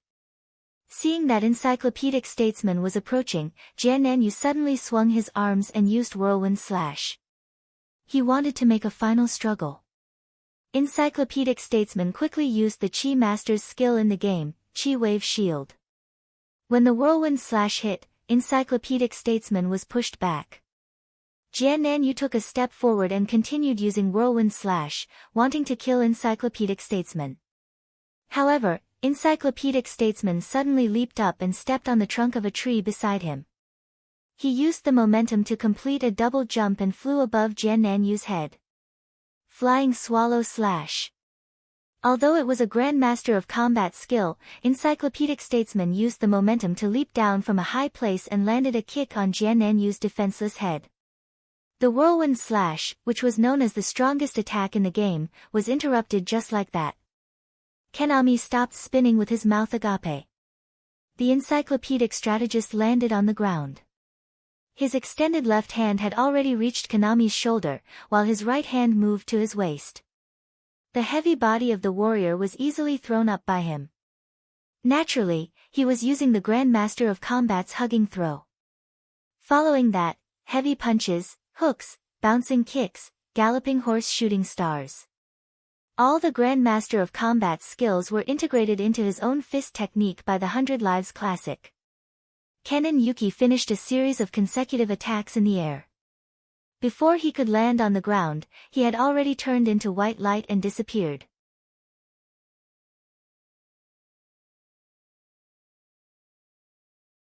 Chapter 441. Everyone was in a state of stupefaction. In less than a minute, Jian Nanyo's group of 6 was beaten to the ground, and Jian Nanyu himself was killed. Even if the 6 of them were confused and dispirited, they were still experts, yet they couldn't even withstand a single blow. The remaining 5 guys were lying on the ground, not knowing if they should get up or not. They would die if they got up, but they would also die if they didn't. Given the current situation, was there any chance for them to fight and save some face? No. Not even a little bit. Fighting against Bai Jingluan would only bring humiliation to themselves. How could they save face? The 6 of them had the same thought, and they all lay on the ground in despair. Although they weren't dead, their hearts were dead. Bai Jingluan was obviously in a good mood. He extended his hand to the Han family young master and said, "I've killed them once. Pay up." "How much?" the Han family young master asked. "Tell me." Bai Jingluan was really simple. So, the Han family young master nodded and touched his pocket. Bai Jingluan glowed as he waited for his salary. After a while, the Han family young master took out a bottle from his pocket and put it in Bai Jingluan's hand. Bai Jingluan was stunned. "What's this?" "Wine." "It's on you," the Han family young master said. "Where's the money?" Bai Jingluan asked. "I don't have money right now," the Han family young master said. "I'll use this wine to make up for it." "What?" Bai Jingluan was stunned. "This wine is 200 gold coins per bottle in the tavern." The Han family young master realized that Bai Jingluan didn't seem to know the value of the wine. So expensive. Bai Jingluan was indeed shocked.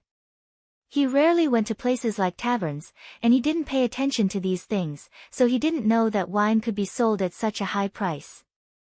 Now that he realized that the wine was so expensive, he quickly held it firmly with both hands and carefully put it in his pocket as if he had found a treasure. "I earned 200 gold coins so easily." 100 Eras Jinglas thought to himself excitedly. Being a professional gamer really was a good way out. The sword demon and brother Yu stared at him with their eyes wide open. The contented expression on Bai Jingluan's face surprised them. 200 gold coins. This kind of price was enough to hire someone to kill a random passerby. Now that they were going to kill a top-tier expert like Jian Nan, it had to be at least 500 gold coins. Moreover, Jian Nanyu had a team that was inseparable. If Sword Demon and Brother Yu were to ask for a price for this operation, it would be at least 800 to 1,000 gold coins. On the other hand, 100 Eras Statecraft was dismissed with 200 gold coins, and it wasn't cash either, but a check. The Han family young master waved his hands at the two and made an expression that said it was none of his business. "What about these few? Do you want me to help you take care of them?" 100 Eras Jingluan pointed at the remaining 5 who had given up resisting. "No need, we'll do it ourselves," the Han family young master said hurriedly. They didn't need a killer anymore, they just needed an executioner. He even wanted to hire people. He was really using money to play around. The 5 men, who had already lost their will to resist and were powerless, were stabbed to death by the sword ghost after it circled around them. It did not show any mercy at all. In today's battle, Jian Nanyo's team of 7 suffered a great loss. After falling out of the top 5 and top 10, everyone fell below level 40 this time. They were bound to be depressed for a while. This was only the loss in terms of level and EXP. As for when their mental scars would heal, it would depend on their luck. After taking care of Jian Nanyo's team, their next target was the boss. This was an unexpected gain. They didn't expect to receive such benefits from hunting Jian Nanyu.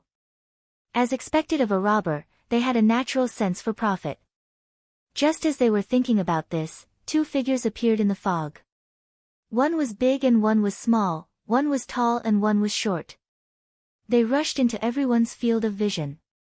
As soon as they saw them, one of them held a great sword in each hand, while the other pulled the bowstring. They yelled together, "Where's Jian Nanyu? Come out and fight to the death with us." Everyone looked at the two of them. "Where's he? Where's he?" Unscathed in battle yelled. "It's over," the sword demon told him calmly. "What?" The two masters were surprised. They looked around and asked nervously, "Where's the boss?" "Not yet." Sword demon wiped his sweat. So that's what they were concerned about. Why is 100 Eras Jingluan here too? Unscathed in battle saw 100 Eras Jingluan. "Hi, how are you guys?"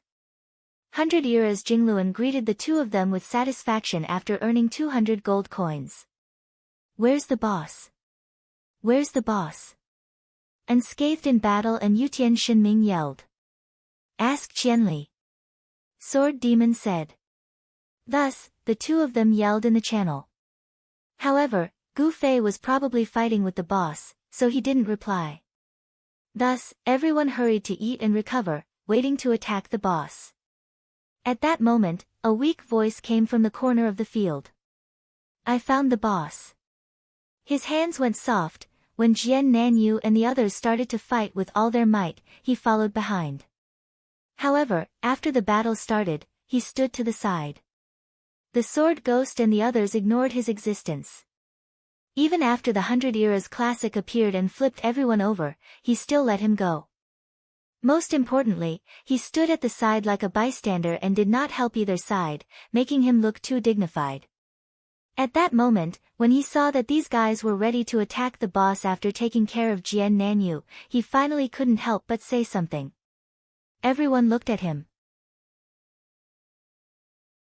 Their hands were trembling. They were really trembling.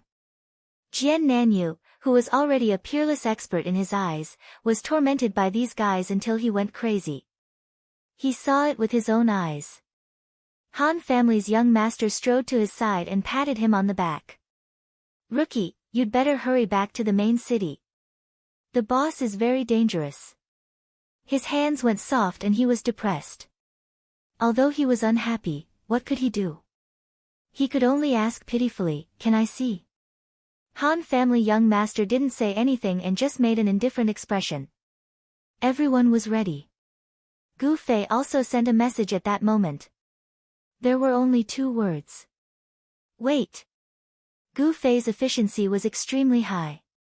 Just as he finished speaking, he flew out of the fog with a whoosh. This time, Gu Fei was in a much worse state than any of the previous times. At the very least, he was able to block the Haze assassin's attacks, but he was unable to neutralize the force of the attacks and was sent flying. However, this time, when he flew through the air, he left a trail of blood behind him. According to the simulation system of the parallel world, this amount of blood meant that Gu Fei's injuries weren't light. Evidently, he had been hit by the Haze assassin. Han family young master hurriedly cast a healing spell on Gu Fei. The gray figure in the fog was already moving. Unscathed in battle shouted, "He's coming." As he spoke, he took a step forward, wanting to stop the misty shadow assassin. However, the moment he took a step forward, the gray figure had already flashed past him. Zhang Wushang's mind was extremely agile. His gaze followed the misty shadow assassin's figure and he exclaimed, "So fast."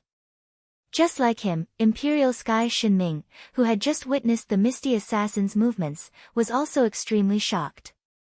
He had been preparing to fire an arrow, but the misty assassin's speed was so fast that it made him dizzy, and he had no idea how to aim properly.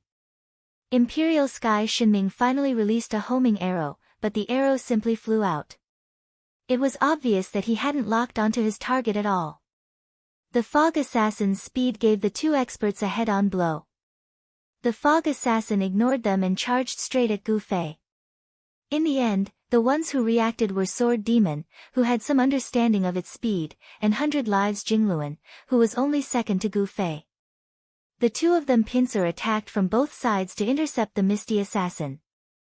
The sword ghost activated swift steps, which was much faster than the 100 reincarnations Jingluan, but he failed to block the misty assassin. On the other hand, the 100 reincarnations Jingluan stabbed forward with a horse-riding meteor. His speed was inferior to the sword ghost's, but it hit the misty assassin's head. Sword Demon was competing with the fog assassin in terms of speed. He wanted to reach the position one step ahead of it, but he failed. 100 Lives Jingluan, on the other hand, made an estimation. He instantly judged the speed of the enemy and himself, rushed to the point of intersection, and accurately punched the fog assassin. 100 Lives Jingluan's attack was very different from Gu Fei's. Gu Fei was a mage. He was weak, so he mainly relied on spells to deal damage. On the other hand, 100-era strategist's attacks were purely physical and contained strength. Therefore, when he hit the mist assassin, not only did he deal damage, but he also affected the mist assassin's body. The mist assassin staggered and fell to the side. On the other side, Sword Demon saw this opportunity. He immediately used swift steps to rush behind the fog assassin and ruthlessly stabbed it in the back. On the other side, Yutian Shinming also seized the opportunity and sniped at the fog assassin's back.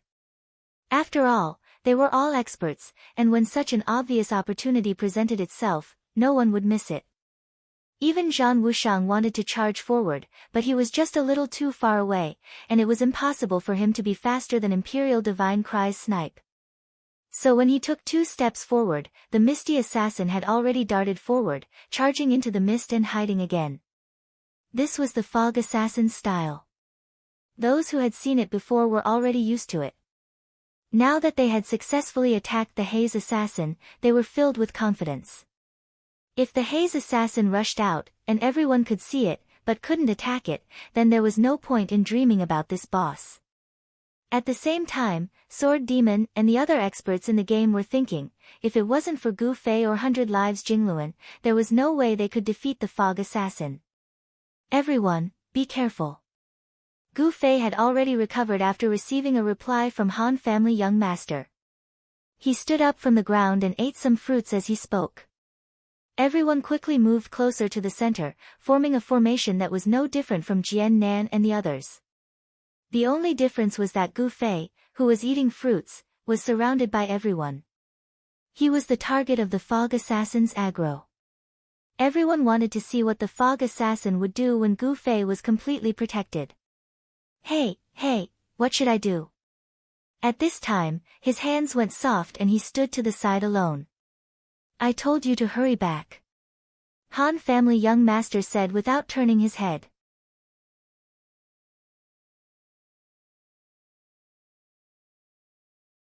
Chapter 442. Everyone nervously observed the changes in their surroundings.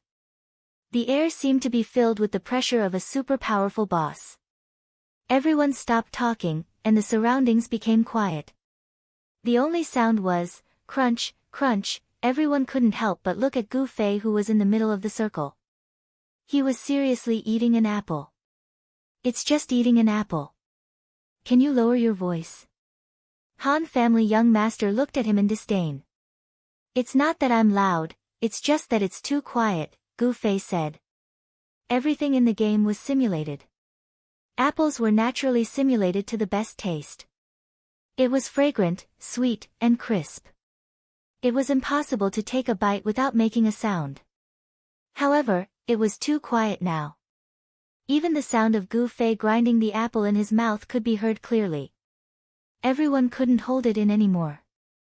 Yutian Shinming was the first to attack. He also took out an apple and chewed on it loudly. He was followed by unscathed in battle. He ate even louder than the other two. It was unknown if it was because of the warrior's greater strength. Han family young master took out a bottle of wine.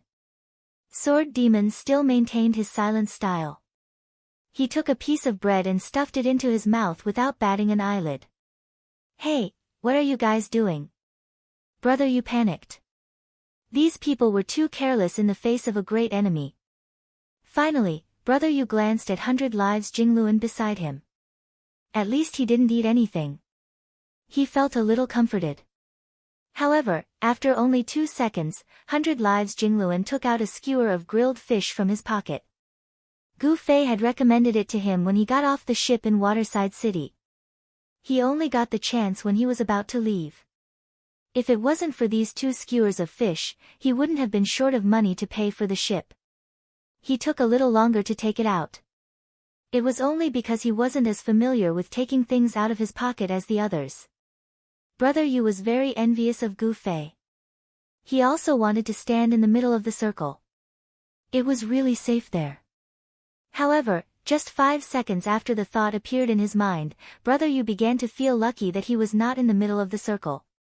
As Yutian Shinming shouted, everyone immediately threw away the things in their hands and looked in the direction where Yutian Shinming was looking, except for Bai Jingluan. He put the grilled fish back into his pocket, but he did not pull his hand out for a long time. "It's coming," Brother Yu anxiously reminded him. "That's good. We haven't found the food compartment yet," Encyclopedic Eminence said. In front of the enemy, everyone raised their eyebrows. This person's pocket was divided into different areas? What a character! The misty assassin had already passed through the fog and appeared in front of everyone. However, no one rushed to attack. They were determined to see what the boss would do when the aggro target was completely protected. They wanted to see if there were any flaws that could be exploited, or if there were any loopholes in the system. They soon saw it. When the misty assassin was about 5 meters away from the crowd, it suddenly flew up and went straight above everyone's heads. Immediately after, there was a clear pause in the air. The misty assassin was already upside down in the air, holding a dagger with both hands. "Fuck! Dodge!" No one knew who shouted, but the group of people that had been tightly gathered around Gu Fei dispersed. Almost at the same time, the misty assassin rushed down from the sky. Its speed was even faster than when it was on the ground. However, the pause in the air gave Gu Fei enough time to prepare. This was the problem that Gu Fei had always looked down on when NPCs attacked. Perhaps the designer only thought that this kind of sudden stop and rush were very rhythmic, and that it would stir up the emotions of the audience. But for a fighting expert like Gu Fei, the haze assassin's specialty was its speed. If the rhythm was increased, no one would be able to stop it. But in the end, it was such a failure. He didn't know if the designer didn't understand, or if it was a deliberate flaw. In any case, the misty assassin had already rushed down. At first, those guys were still protecting Gu Fei, but now they had all retreated, leaving the misty assassin to Gu Fei alone. They were waiting for an opportunity to attack. Gu Fei pushed his sword with both hands and used his old method to block the misty assassin's attack. Unexpectedly, the impact this time was much bigger than any of the previous ones. Gu Fei originally thought that since he was going up from the ground, he wouldn't be able to fly again. However, he didn't think that he wouldn't be able to withstand the pressure. Both of his arms bent, and the sword and dagger directly rushed towards his head. Gu Fei immediately bent his legs and took the initiative to flip to the ground. This was to increase the area of impact and reduce the pressure to resist the misty assassin's killing move. After falling to the ground, Gu Fei was able to withstand the attack, but it wasn't easy. At this time, his whole body was being suppressed by the attack, and he felt like he was about to spasm. Gu Fei's mouth couldn't help but tremble, and the apple in his mouth immediately fell out. In the end, this falling apple was like a signal, and the guys who had spread out suddenly surrounded him and attacked. Knives, swords, daggers, fists, all of them smashed onto the misty assassin's body. Everyone's eyes turned red, and it was actually a blood mist that spread out from a person's body. What surprised everyone even more was that this blood mist was actually sprayed out from Gu Fei's body. At this time, the misty assassin didn't even need to land, and had already flashed past everyone's heads, flying into the mist. The few of them didn't care about the boss anymore, and only looked at Gu Fei who was lying at their feet. From his face, they could see spots of blood that looked like he had been pricked by needles. Han family young master replied to him while asking, "How are you?" "I'm fine." Gu Fei crawled up from the ground. Everyone was shocked. His injuries were so strange and terrifying, but why did he look like he was fine? Han family young master looked at the spots on his face. For your blood to spurt out like this, you received the force very evenly. The misty assassin's attack from above was really too strong. Although Gu Fei thought of a way to block it, just the momentum alone was enough to cause damage to him. When he was suppressed by the misty assassin's attack, Gu Fei's health had already started to drop. If it wasn't for Han family young master's 2 timely heals, he would have already died. This attack didn't directly hit his body, but rather the pressure spread throughout his entire body, resulting in the strange scene of his entire body exploding with blood without any obvious wounds. Even now, everyone still didn't believe that nothing had happened to Gu Fei after this attack. "I'm really fine," Gu Fei said as he used his hand to wipe away a trace of blood from the corner of his mouth. "Wow, you're still saying you're fine even after spitting out blood?" everyone exclaimed. "It's just a game. That's just a sign of your health dropping, it's nothing to be surprised about," Gu Fei said. "Fuck. You think it's your turn to teach us a lesson?" The experts all looked at this beginner in disdain. "But, let's not use this method of baiting the enemy," Gu Fei said. He looked fine on the surface, but the attack just now had caused him a lot of pain, and he was too embarrassed to express it. After this attack, his injuries could be said to be all over his body. The wounds were barely there, so it didn't hurt at all. With the help of the simulation system, the pain was gone. In the end, all that was left was an itch. Every part of his body that had just oozed blood felt like there were tiny insects crawling around. Gu Fei used an extremely strong endurance to not immediately scratch his ears and cheeks in front of everyone. He knew that as long as his health recovered, the symptoms would definitely disappear, so he endured it again and again, calmly talking to everyone. But Gu Fei definitely didn't want to suffer this kind of crime again, so he firmly refused to tempt the misty assassin into making this kind of direct attack. Spread out, don't surround me," Gu Fei shooed everyone away. "Then we'll continue to have you bait the boss and we'll wait for an opportunity to attack from the side," Han family young master said. This was originally their plan from the start. "Is this really okay?"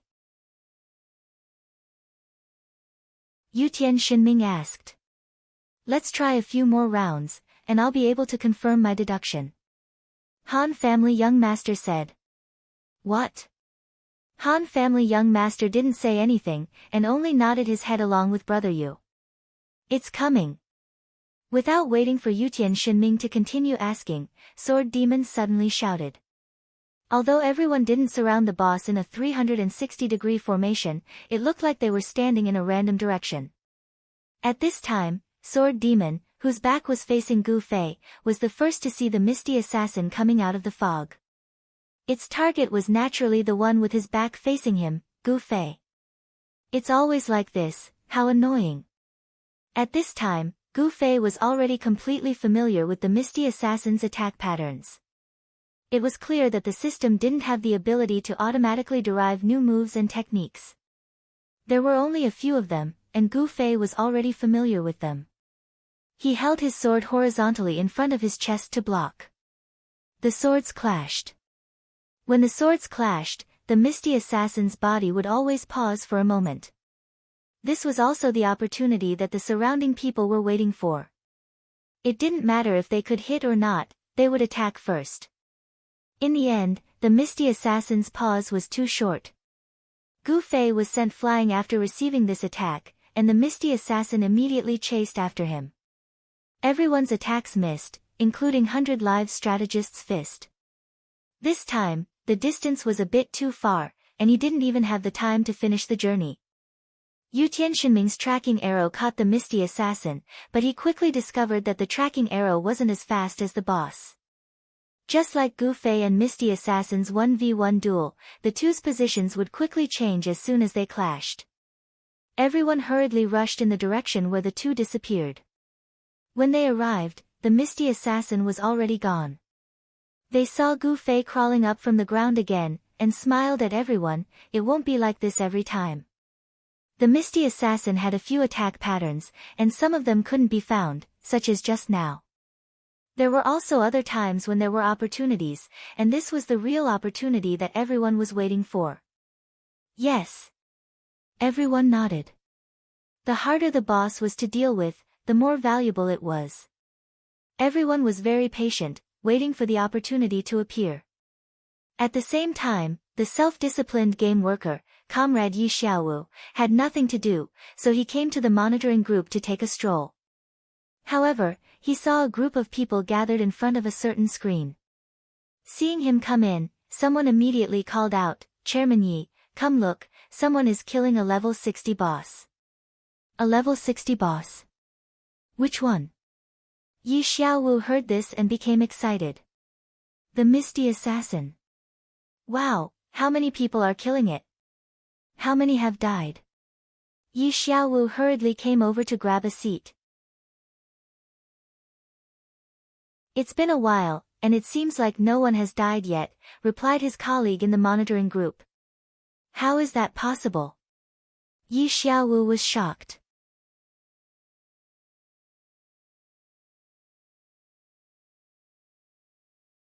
Chapter 443. Level 60 bosses were already the strongest bosses that could be raised in the wild. Bosses that were stronger than this level could only be bosses that appeared in quests or storylines. These types of bosses were said to be more intelligent, stronger, and had better items. However, their whereabouts were also legends. That was something that had to be triggered. Of course, they were much rarer than wild bosses. As for wild bosses, the parallel world didn't want people to form parties to kill them every day, so their whereabouts were set to be very erratic. In other words, bosses of different levels wouldn't stay in their own leveling area like other monsters. They would wander around. So, some people had a question. What should they do if a high-level boss ran into a leveling area for low-level players? In the end, they were mercilessly laughed at by the system. What should they do? Just avoid it. It's just wandering around, it'll leave after a while. There was a legend in the game. At the beginning of the game, when the players' levels were still very low, there was once a high-level boss that wandered around and finally wandered around the main city gate. Countless players didn't know what it was and died tragically at its hands. Later, when they came to their senses and wanted to avoid it, the boss actually wobbled into the city. The players panicked and thought that it was going to be a massacre, but in the end, 2 guards who were usually at the corner of the city gate acted and killed the boss in 2 or 3 moves. This legend made the players understand 2 things. First, the system guards were very, very strong. They were conservatively estimated to be the highest boss level, so they couldn't be underestimated. Second, the boss that died at the hands of the guards actually dropped, and it was quite a beautiful drop, causing countless people to fight over it. As for who took the items that dropped, no one knew. In any case, once there was a top expert in this main city, they would be suspected by the whole city. Then, they would always be hit with bricks, shot in the back, and stabbed in the back. Because of this, there were countless PK bloodshed. In the end, the main city successfully developed a violent and impulsive culture. This legendary main city was called Moonlit City. Then, one day, an unknown brat suddenly formed a group and quickly developed it into the strongest guild in Moonlit Night City, bullying all the players to the point where they didn't dare to say anything. Everyone suddenly realized that this guy, who had been hiding his strength all this time and suddenly led everyone to Moonlit Night City, was the one who had really hit the jackpot when the guards at the city gates slaughtered the boss. This lucky person was called Silvermoon. A mere high-level boss had accidentally wandered into the city gate, yet it had brought so much trouble to the entire city. It was hard to say whether the system's wandering setting was good or bad. However, after this incident, no high-level bosses appeared at the city gates again. Later on, the game officials accepted the players' suggestions and made the bosses stop moving around too quickly. At the very least, they would have to rest from time to time. Later, there were players who praised the boss in the parallel world. You are that lone wolf, forever wandering alone in the boundless wilderness of the leveling area. The bosses in the parallel world were so unpredictable, but this Haze assassin was an exception, because its background was that of a lost person. The common phenomenon of lost people was that they would always return to the starting point, and this also happened to this Haze assassin. Although it wasn't as absolute as going around in circles, at the very least, its movement speed was very slow. That was why after being discovered by Soft Hands, it was able to find it in such a short period of time and even bump into it. Move over, let me see. There were quite a lot of people watching the boss fight, and Yi Xiaowu tried his best to squeeze into the front row. In their monitoring screen, the fog of Xia Fog City had been directly eliminated, and the camera could freely zoom in and out. At this time, in order to see the whole picture, Yi Xiaowu could clearly see the Haze assassin quietly walking in the fog, and not far away from it, there was a group of players on full alert. Who is the aggro? Yi Xiaowu threw out this question. As a designer, he knew the biggest characteristic of the Haze assassin. Apart from being a lost person, there was also its special aggro system. The Haze assassin's aggro range was extremely large, and more importantly, after it identified a target, the aggro system would stop calculating. In other words, before the target died, the Haze assassin's aggro target wouldn't change for any reason. This also meant that the aggro couldn't be eliminated. Can the aggro really not be eliminated? The monitoring group's colleagues also knew the characteristics of the Haze assassin, and when they saw the designer, Yi Xiaowu, they immediately threw out this question to confirm. There are only two ways: kill the Haze assassin, or log off. Yi Xiaowu replied. Everyone was silent. This was the same as not being able to be eliminated. Creating such a special aggro system. In view of the fact that most bosses in the game were played with tanky HP classes pulling monsters and offensive classes dealing damage, Yi Xiaowu and his colleagues deliberately created this type of boss. You want to draw aggro? Fine, no need to trouble you. Once our Haze assassin decides on a target, you can't change it even if you want to. You want to focus the aggro on your shield character? Then I'm sorry, our Haze assassin can only determine its own target. Random attacks or aggro-generating skills are all useless against it. This was an extremely cheap design. Yi Xiaowu and his colleagues proudly called the Haze assassin's aggro system the Assassin's Calm. As for how players should fight with this kind of design, even they didn't think about it. Making things difficult for players seemed to be where this group of people found fun. So when he heard that someone wanted to kill the Haze assassin, Yi Xiaowu was very excited. But when he heard that it had already been a while and no one had died, he was very surprised. At this moment, someone pointed out the aggro-attracting player on the screen. It's this person. The screen was quite far away, so Yi Xiaowu could only see that it was a mage wearing a black robe. His face couldn't be seen clearly. But at this moment, his heart thumped.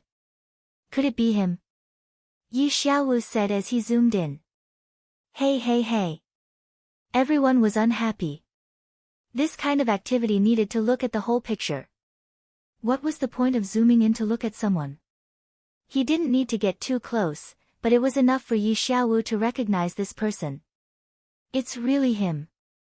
Yi Xiaowu felt like crying. This mage is very skilled. He can block the boss's attack every time, a colleague of the monitoring group said. This person was obviously a new transfer. He actually didn't know the story between Yi Xiaowu and this mage. Many colleagues in the monitoring group knew about this story. This mage had made Yi Xiaowu, the designer, angry many times. It's attacking. The new colleague suddenly shouted. On the screen, the Haze assassin slowly circled around the player's circle and suddenly pounced. Everyone knew that the target was the mage. Everyone just wanted to see how he would deal with it.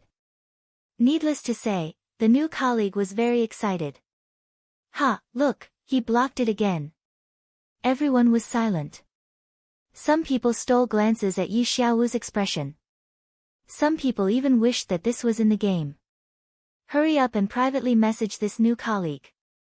Don't act like a fan of this mage. Take care of comrade Yi Xiaowu's emotions first. But after blocking it again and again, it seems like it's only these few moves. There's nothing new. The new colleague said. This battle with the Haze Assassin was discovered by him at the beginning. He was immediately attracted by Gu Fei's endless ways to deal with the boss. He had been looking forward to seeing something new, but until now, there hadn't been anything new. I think it's not that he doesn't have any new moves. It's just that the boss only has these few ways to attack.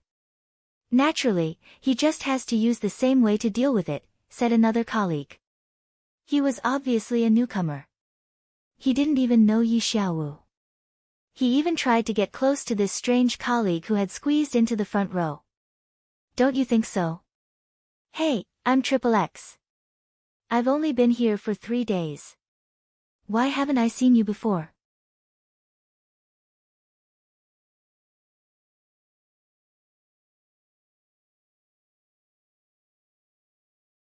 Chapter 444. After thoroughly understanding the Misty Assassin's characteristics, the veterans didn't need to make any more arrangements. They already knew how to fight. Frankly speaking, it was still the tank class pulling aggro while the others madly dealt damage. The only difference was that the character they were using to pull aggro shouldn't be a tank, but because of his outstanding skills, he wasn't a tank, but he was better than a tank. The experts ganged up on the Misty Assassin as tears streamed down their faces. He could even be a meat shield. Was there anything that Gu Fei couldn't do? In the past, Gu Fei's invincibility in PvP was largely due to his 2 pieces of equipment. Everyone in the child elite group knew about these 2 pieces of equipment. Sometimes, everyone thought that if they had these 2 pieces of equipment, they wouldn't necessarily be worse than Gu Fei. Sometimes, they might even be better. However, pulling aggro was a special type of tank. If they didn't choose a specific class, then they definitely wouldn't be able to do it. No matter how skilled Sword Demon was, using a thief to pull aggro wasn't something he could handle. However, this was something Gu Fei could do with a mage. While everyone was feeling dejected, the young master of the Han family once again spoke in a condescending tone. He pointed at Gu Fei and said, "Not bad. You can finally cooperate with us. You're not useless in this team anymore." That's right. Everyone looked at the Han family young master in astonishment. They thought to themselves, you can even say such shameless words. It seems like you're also a guy with no limits. Gu Fei turned a deaf ear to them. He was completely focused on defending against the Misty Assassin's attacks. How could he have the time to pay attention to these things? Now, a bunch of people had come to help him, but in reality, the situation was no different from before. The boss was still being fought by him alone, and in order to create opportunities for these people to attack, Gu Fei was not as efficient as before. Sometimes, he had to slow down and take a few blows with the boss. This way, the risk was greater, and the difficulty was higher. It was already difficult to concentrate, so how could he have the mood to listen to the nonsense beside him? In front of the monitor screen, Yi Xiaowu's right hand was tightly gripping the mouse, and his left hand was clenched into a fist.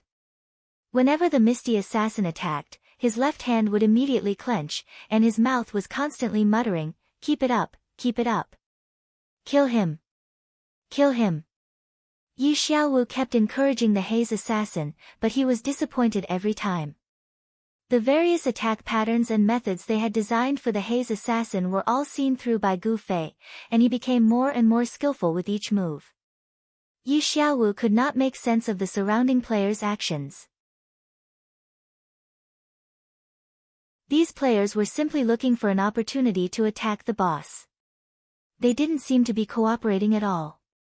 This wasn't the usual way of fighting a boss. According to common sense, Gu Fei was currently the strongest damage dealer in the game. At this time, they should be thinking of ways to get someone else to attract aggro and replace Gu Fei. But looking at their disorderly attacks, it seemed like they weren't doing such a precise thing at all. Could it be? Yi Xiaowu watched a few more rounds, and finally realized something. Who said they weren't cooperating? The mage attracted aggro, and the others dealt damage. This was their cooperation.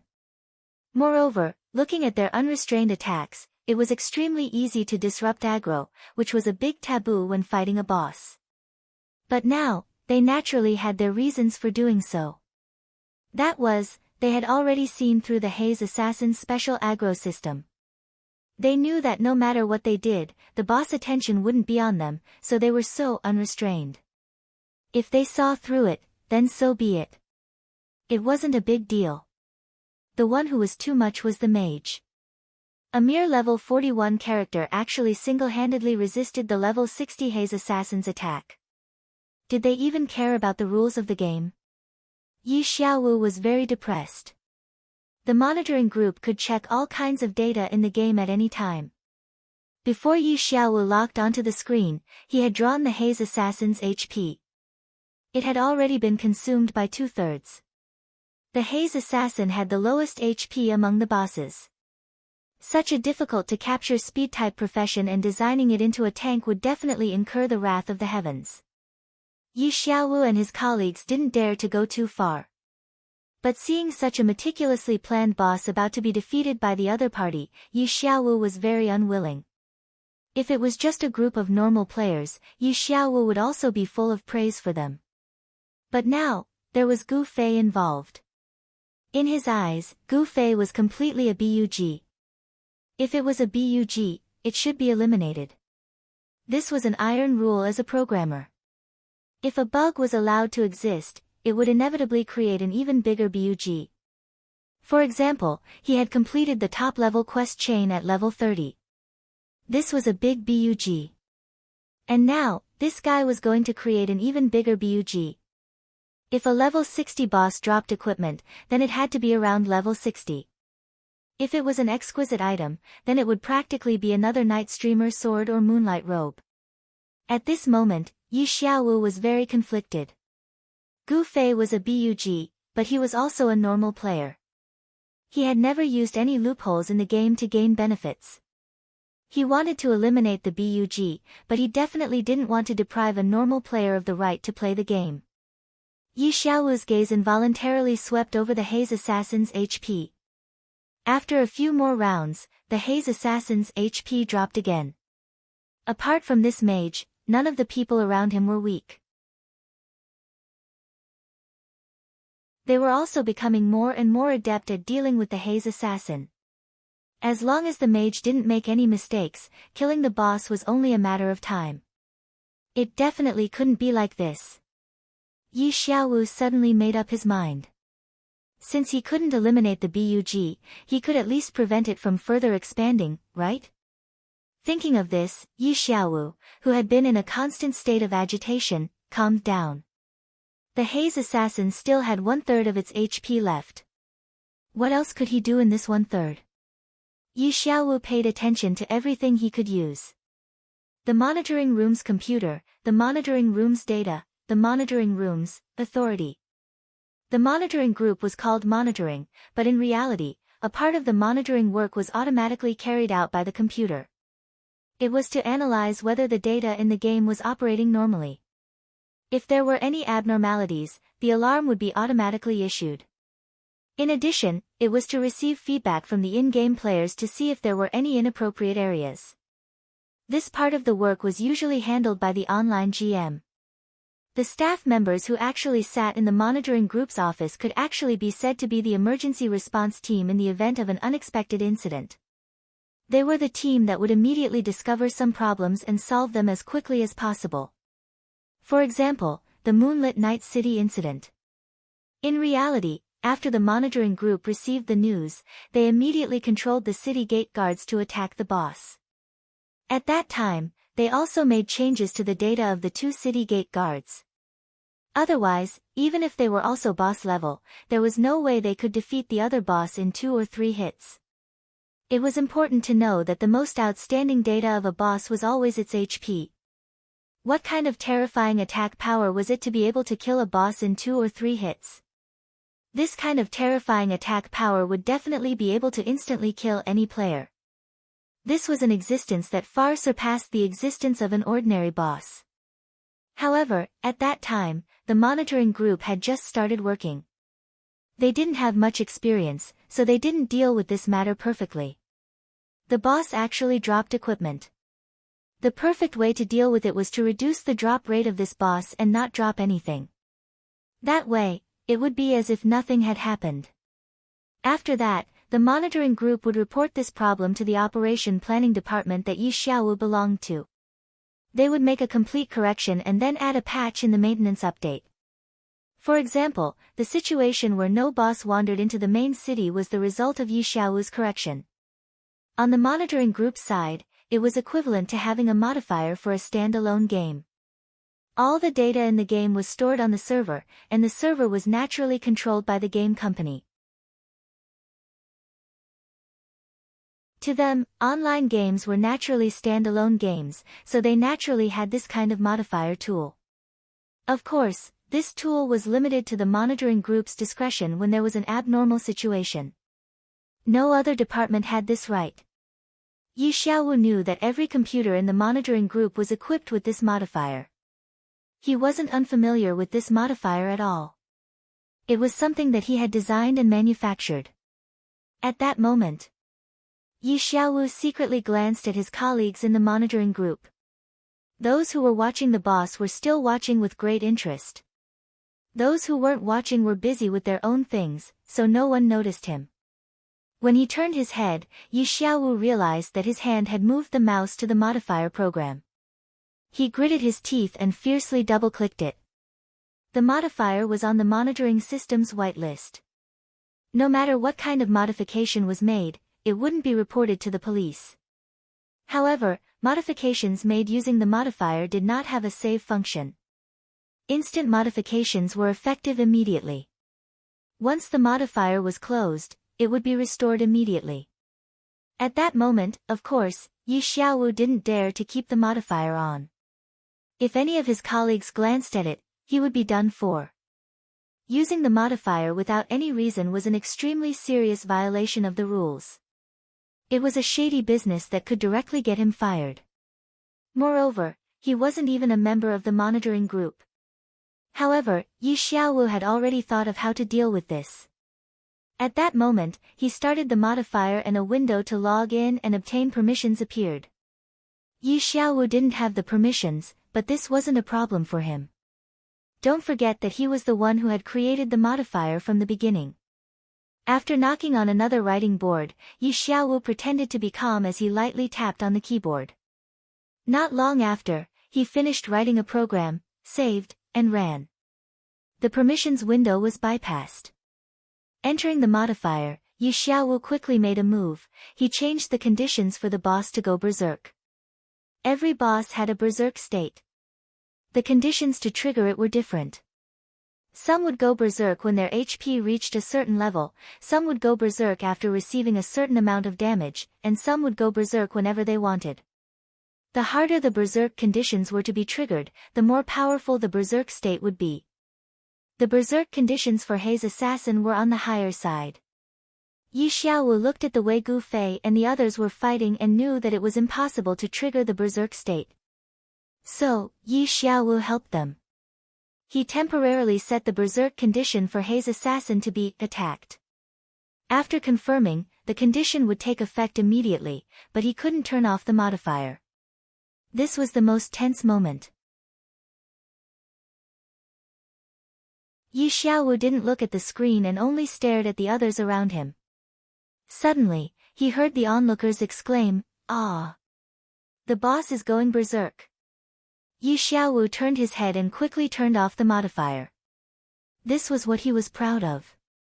When the modifier was turned off, everything returned to normal. However, the boss berserk state was produced after the conditions were met. It wouldn't be eliminated just because the conditions were changed. At that moment, Hei's assassin was already in the berserk state. Butterfly Knot, Comrade Yi Xiaowu, who has been silent for a long time, has finally made his move.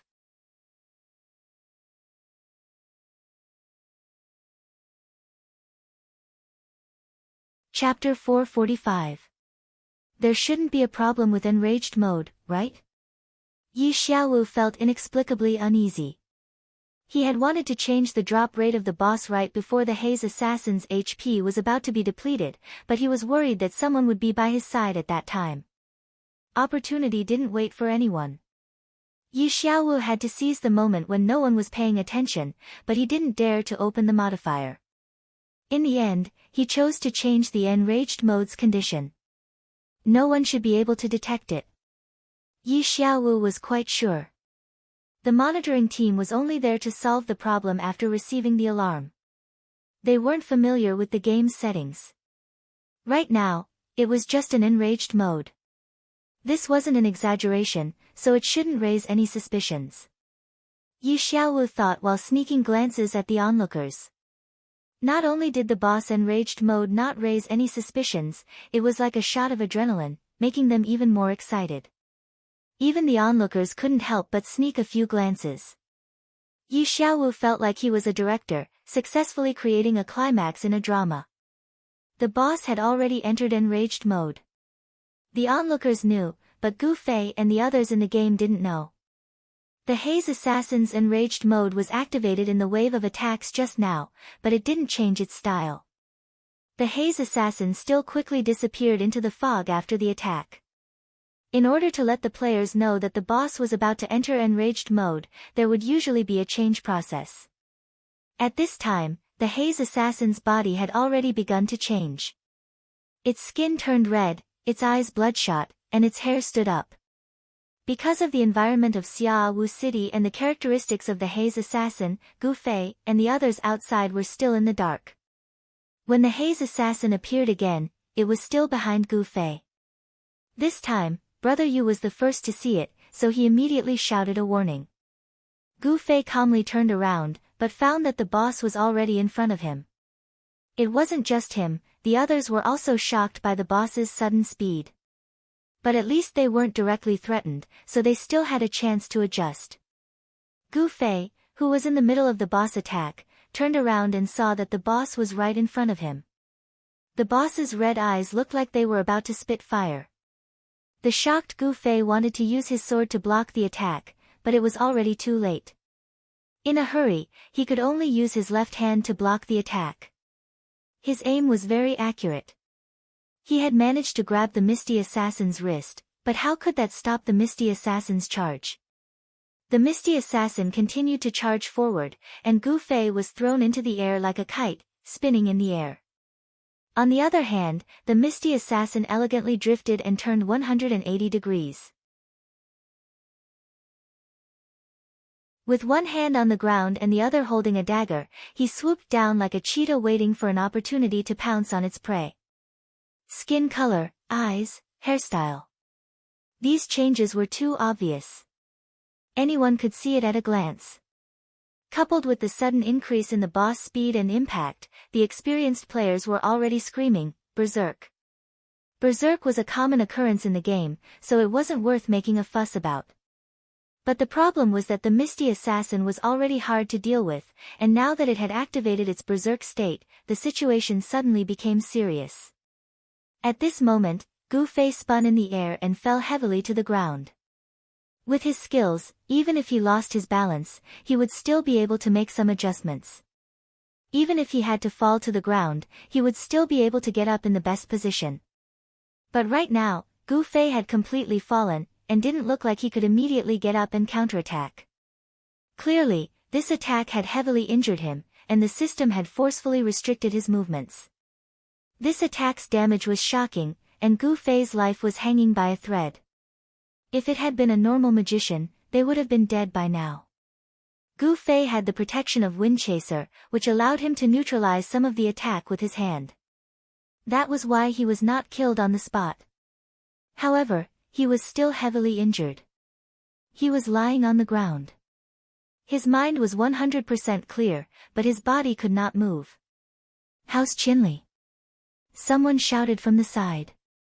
Han family young master disdainfully said, "You can tell just by looking at him. Do you even need to ask?" After saying this, he waved his staff. This time, it wasn't a healing skill. Healing was a skill that replenished HP, and right now, Gu Fei was heavily injured. This was a debuff like stunned, weakened, and wounded, which required special potions or skills to dispel. Otherwise, even eating food or healing from a priest wouldn't be able to restore HP. Right now, Han family young master was using this type of skill, a level 40 light priest skill, heal. This skill was a continuous effect skill. After chanting, Han family young master's staff would continuously flash with light, and Gu Fei's entire body would also be enveloped by this light. Only when the light faded would Gu Fei completely return to normal. However, at this time, the boss clearly didn't intend to give him the chance to heal Gu Fei. After making a 180-degree turn, it immediately used the same attack as before and rushed forward again. Ah! Unscathed in battle roared, and used charge to collide with the misty assassin.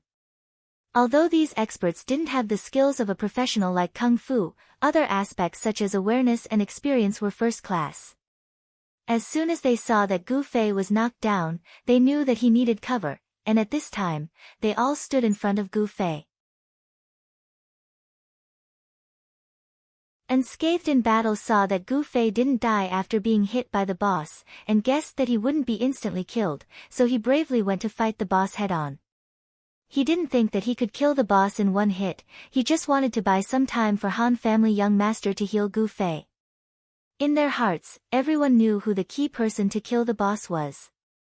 Although the misty assassin was a boss, his body was extremely small. At this time, even if he was in a berserk state, his muscles wouldn't expand. Compared to the heavily armed Unscathed in battle, he was at least 2 sizes smaller.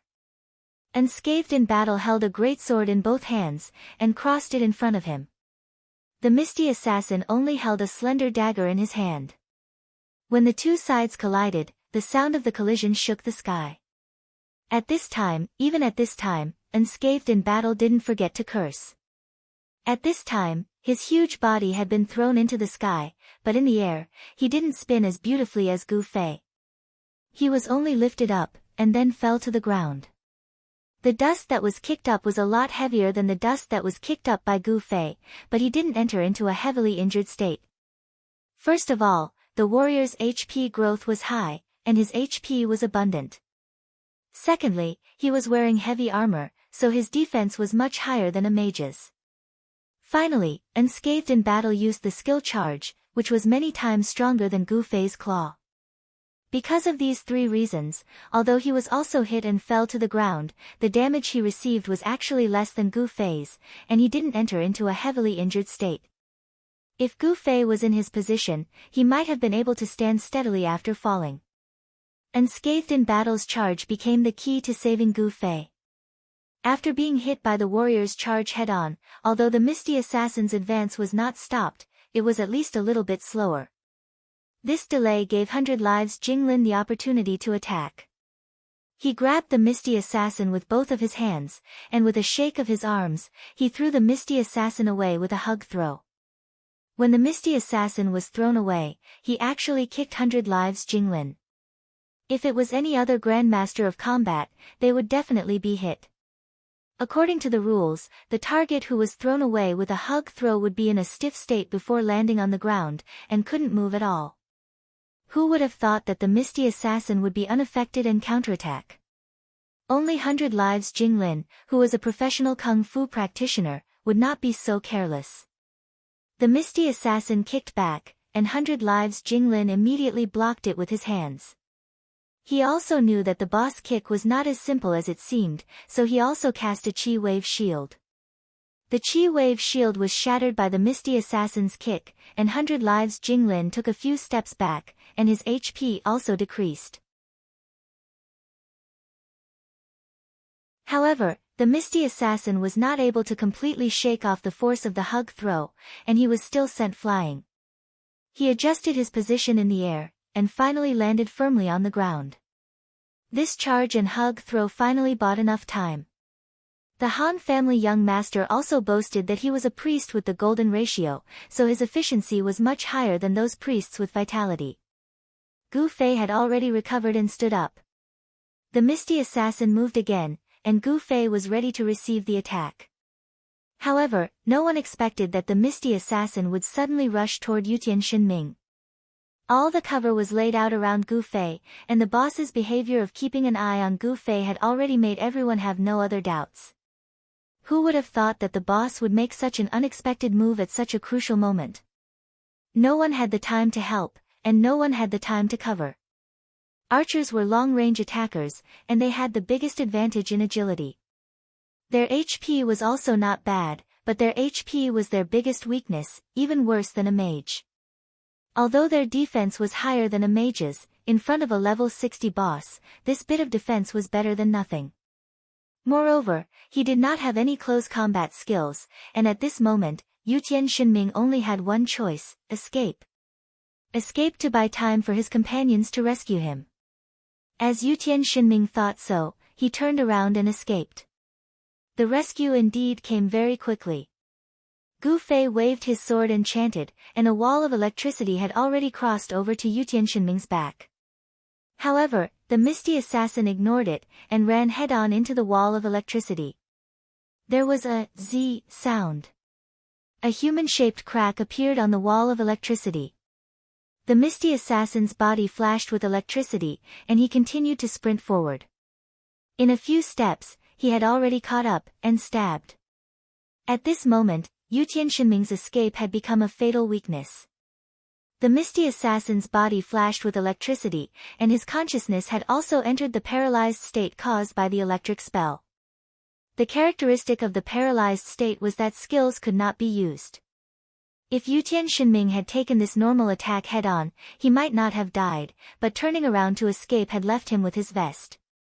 Attacks from the back were the characteristics of assassins, and as an assassin boss, it was even more advantageous. In addition to the increased attack power after going berserk, Yutian Shinming was instantly killed by this sword. After a loud roar, the misty assassin once again shattered the electricity on his body, and turned around to hide in the fog. The remaining 6 people's faces were more or less at a loss. On the other side, Yi Xiaowu could not help but reveal an evil smile. After going berserk, the misty assassin's aggro pattern would be reshuffled. Going berserk and still maintaining the calm of an assassin. Do you think that our designers are idiots? Yi Xiaowu thought.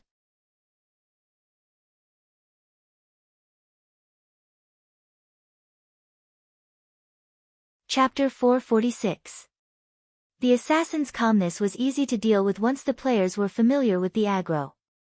Let's use a simple and violent method: lie flat on the ground while the other players piled on top of it like a human pyramid. This way, the haze assassin couldn't attack the players inside. The others weren't its aggro targets, and its aggro couldn't be transferred. Wouldn't it be teased to death by the other players? Of course not. This was the condition of the haze assassin's berserk mode. When the haze assassin couldn't attack its target, it would enter berserk mode.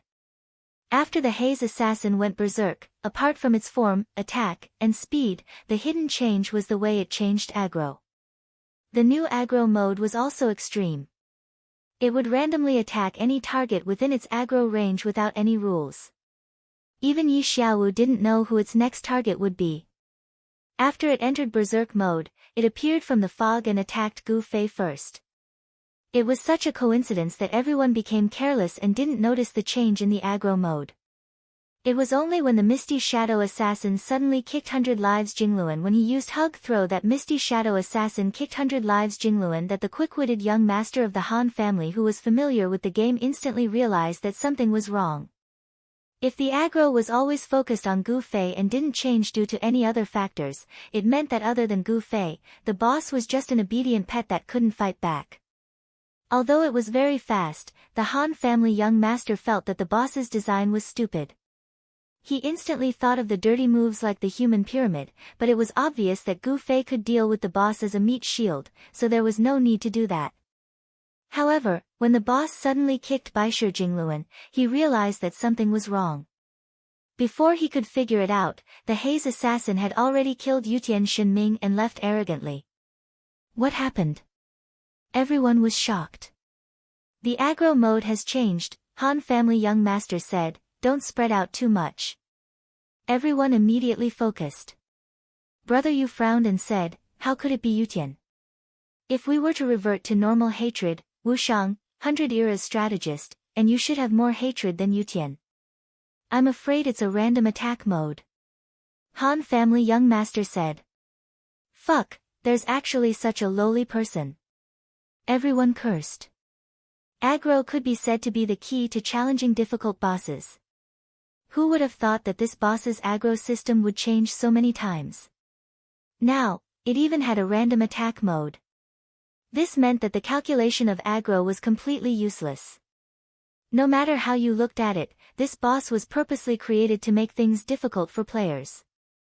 Random? What kind of random method is this? Brother Yu was still interested in researching at this time. The Han family young master frowned and said nothing. He's here. This time, it was 100 Era's Grandmaster who spoke. The misty assassin had rushed out from his direction, but no one knew who its target was. So fast. After the misty assassin went berserk, even the time it could hide in the fog was shortened. It didn't take long for it to turn around. After fiercely killing its way out of the fog, it suddenly rose from the ground and swooped down from the sky to attack. Brother Yu, it's you. Gu Fei and 100 Era's Grandmaster shouted at the same time as they rushed forward. Based on the misty assassin's position after it paused in the air, the two had already determined the general direction it was heading towards. It was heading towards Brother Yu. The most inexperienced Brother Yu had become the misty assassin's target. He was so panicked that he almost forgot how to hold his sword. However, this time, everyone was very close to each other.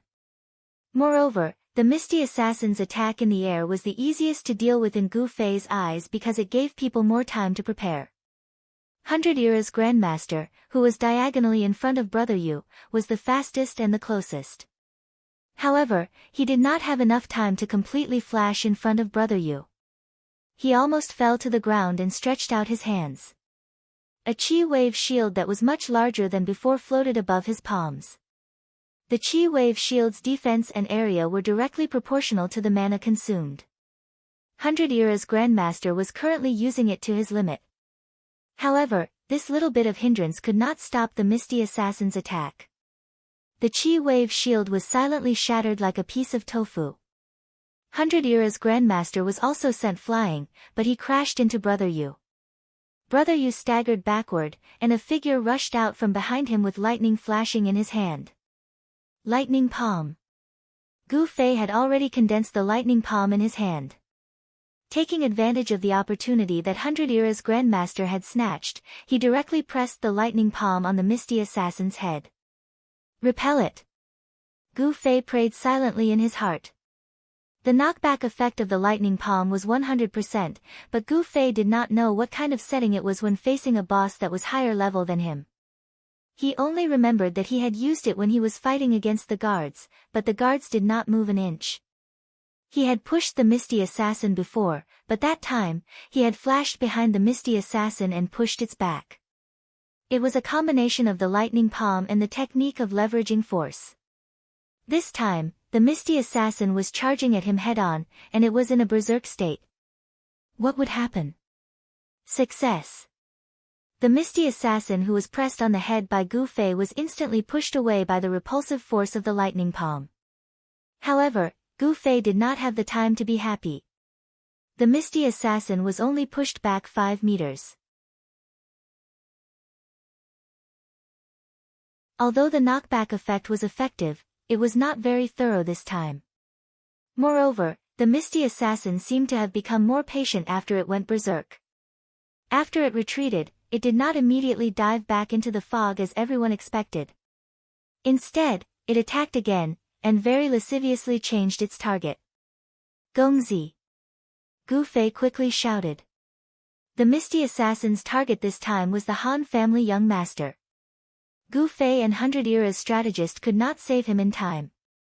Just as the misty assassin was about to stab him, another dagger stabbed out from the side. It was the sword demon. Only the sword demon could use a dagger. When the weapons collided, even a warrior like unscathed in battle would be sent flying, let alone the sword demon. However, he had already predicted that this would happen, so the moment he was sent flying, he raised his sword and slashed at the boss. It was better than nothing. The misty assassin's attention was not diverted at all, and it was still stubbornly stabbing at the Han family young master. However, at the same time, the white light from the Han family young master's magic staff had already drifted to his body. The Han family young master was inevitably sent flying, but he waved his magic staff in the air again, and the white light shrouded him again. As the Han family young master fell to the ground, everyone stared at him. However, the white light did not disappear from his body. Instead, he stood up and looked at everyone in disdain. Do you think I'll die so easily? Sick, this is too sick. Brother, you could not understand the meaning of Gu Fei and the others' kung fu, but he could understand the technique used by the Han family young master.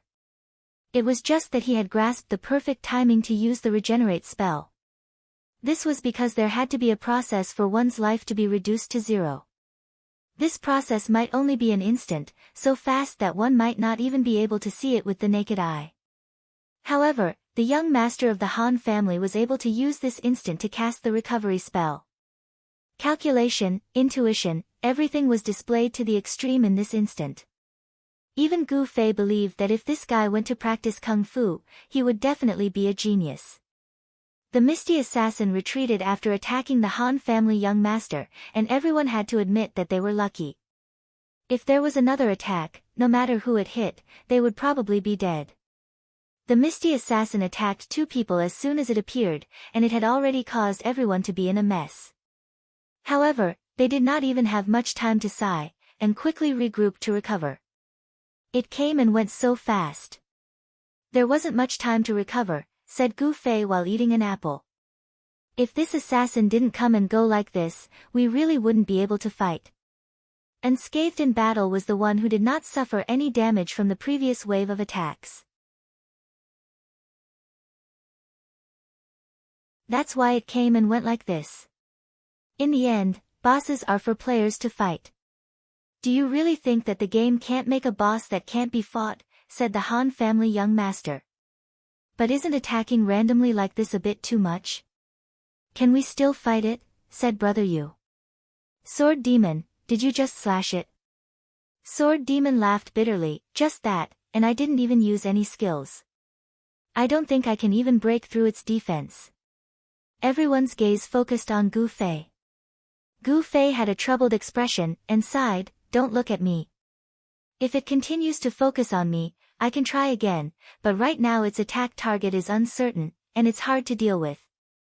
Are we really going to be wiped out here? Damn, we just got wiped out, karma came so quickly. Unscathed in battle looked up at the sky and sighed, his expression was that of a hero at the end of his road. However, the Han family young master suddenly asked, do any of you have friends in Xiaowu City? Even if it's someone you know. Added the Han family young master before anyone could speak.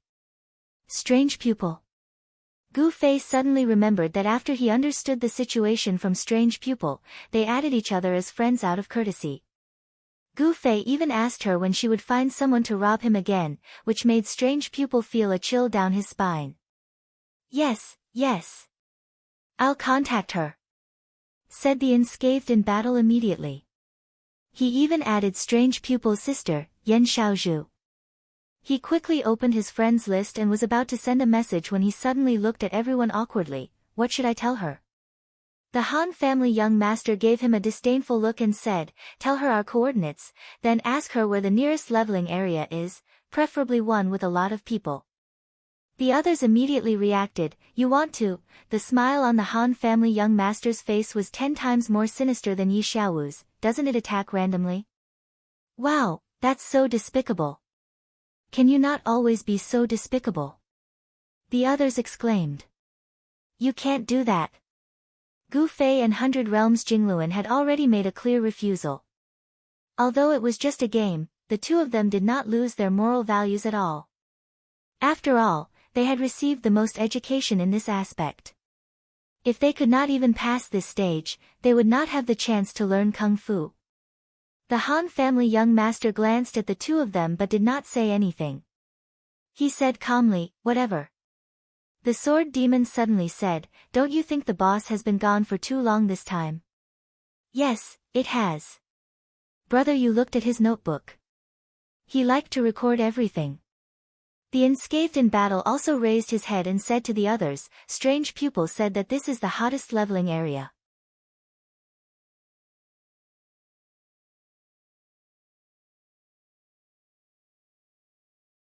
Chapter 447. They were now quite a distance away from where they had first encountered the boss. As Gu Fei would often be sent flying when he fought with Misty Assassin, they had no choice but to chase after Gu Fei. Hence, they had unknowingly arrived at this place. This was a leveling area. They had no idea because they did not see any normal monsters or other players. However, Strange Pupil had replied to them and the boss had not returned. This was obvious. Han family young master laughed coldly, "What does this have to do with me?" No one said anything. When Han family young master asked around for the location of the most popular leveling area, everyone knew what he was planning to do. He wanted to lure the boss to a place like this, even if it cost him his life. Then, there was a high chance that the boss's aggro would fall on someone else, and they could use this opportunity to escape. This was because after the boss went berserk, its aggro would always be strange and abnormal. Just the aggro range alone was extremely exaggerated. Even if Xiaowu City's vision was obstructed, it was still 20 to 30 meters away. This boss could actually hide so that people couldn't see it, and then when it attacked, its aggro range was as large as 30 meters. This was something that had never been heard of before. What was even more ridiculous was that the aggro was generated at random. It ignored the targets that created aggro and went straight for Yutian Shinming, who did not even attack.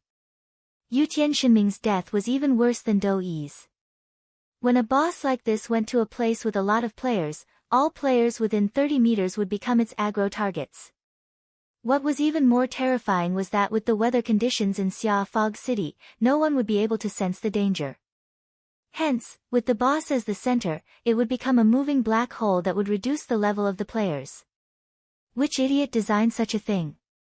After the young master of the Han family muttered to himself once again, he brought up the previous suggestion. He did not expect Gu Fei, an encyclopedic strategist, to be so adamant about it. Han family young master did not think much of it. In fact, with their situation at that time, it was already a problem for them to lure the boss away. This was just a tentative suggestion. Who would have thought that these two fellows would have such noble character and unquestionable integrity? They would rather die themselves than let others die to protect them. The Han family young master had no choice but to let it go, but he didn't expect his luck to be so good. They were already in the leveling area. "What are you waiting for?" Han family young master said. Gu Fei and 100 Era's Jingluan looked at each other and suddenly rushed in the direction where the misty assassin disappeared. "Let's go take a look." Both of them knew that their appearance wouldn't change anything, but they felt extremely uncomfortable taking advantage of such an opportunity to escape. Everyone had a moral bottom line in their hearts. When they touched it, they might feel hesitant when they were alone, but when they were together, they had gained mutual determination. Although they could not do anything, at least they could have peace in their hearts. Fuck, are all those who have learned to be so righteous? Han family young master looked down on him. He really did not know where his moral bottom line was. Just from the fact that he could come up with such a vicious plan to sacrifice others to escape, he was definitely far from Gu Fei and the others. On the other hand, Sword Demon was a much more upright person. When he saw Gu Fei and encyclopedic strategist's actions, his blood boiled and he nodded firmly. "I'll go take a look as well." "Let's go." Han family young master ignored him like he ignored others. He did not frown when he sacrificed others, nor did he hesitate when he sacrificed himself. Brother Yu clenched his little notebook tightly. "I'll go take a look too."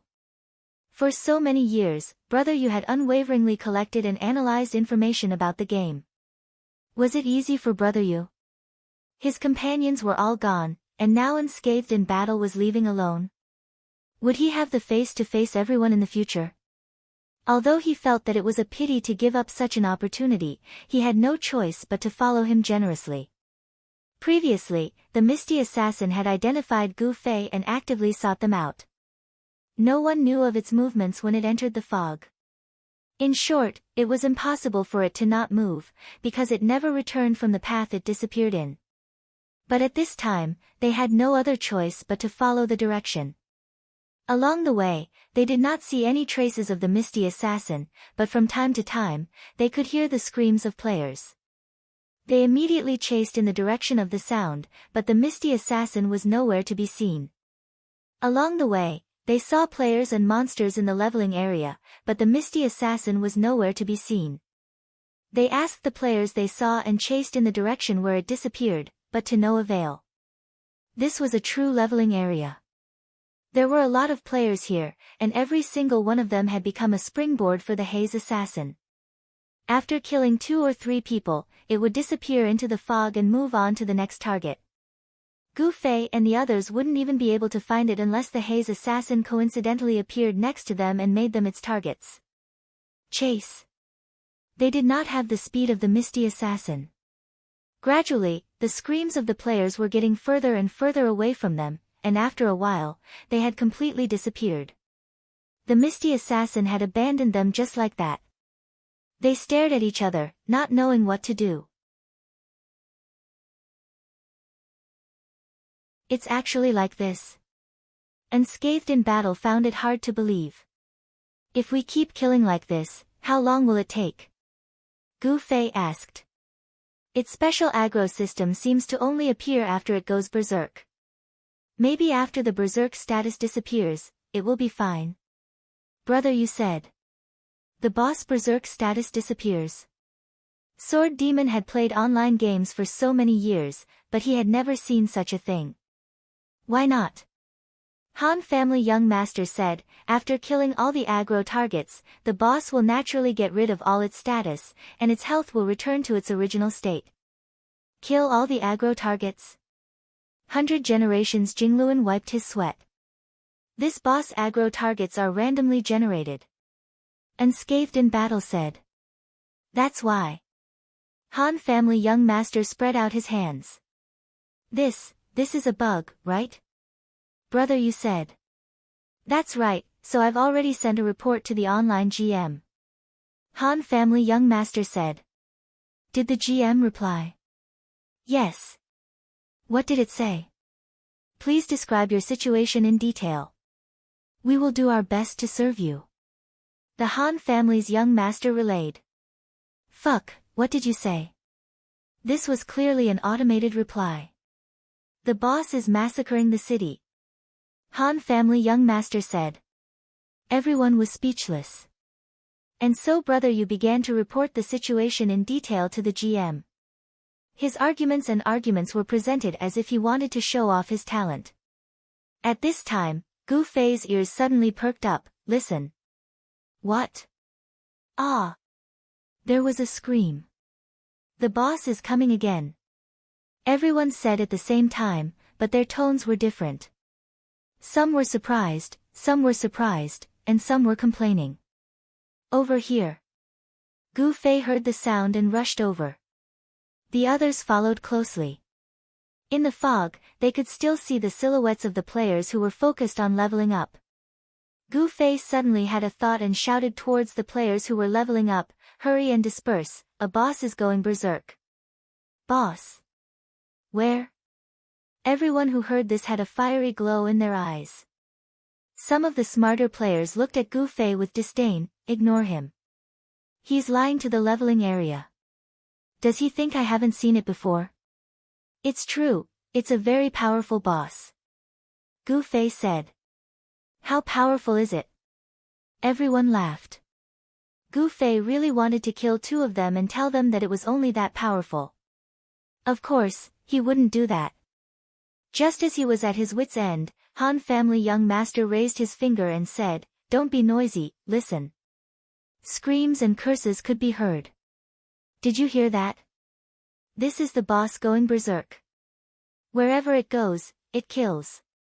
If you're not afraid of death, then just wait here. Han family young master said.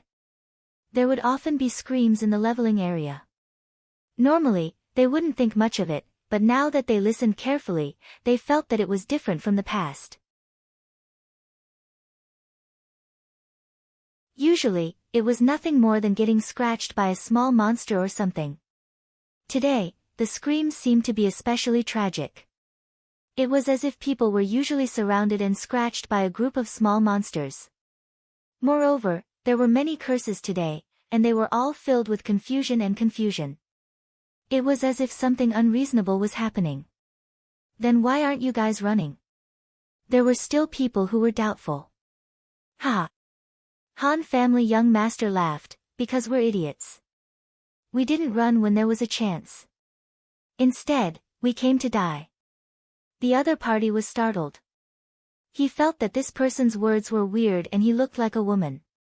It was disgusting. Gu Fei knew that this guy was just scolding him in a roundabout way. He laughed in disdain and said sincerely to the group of players, "It's true. You guys should leave. Or you can stay and be idiots with us." Han family young master added. Finally, someone wavered. At this time, Gu Fei also felt that this was enough. Was he supposed to go up and hug someone's thigh and beg them not to throw away their lives? Thus, he pointed behind him and said, "Run that way." After saying this, he continued forward with the others following closely behind. The leveling players were startled.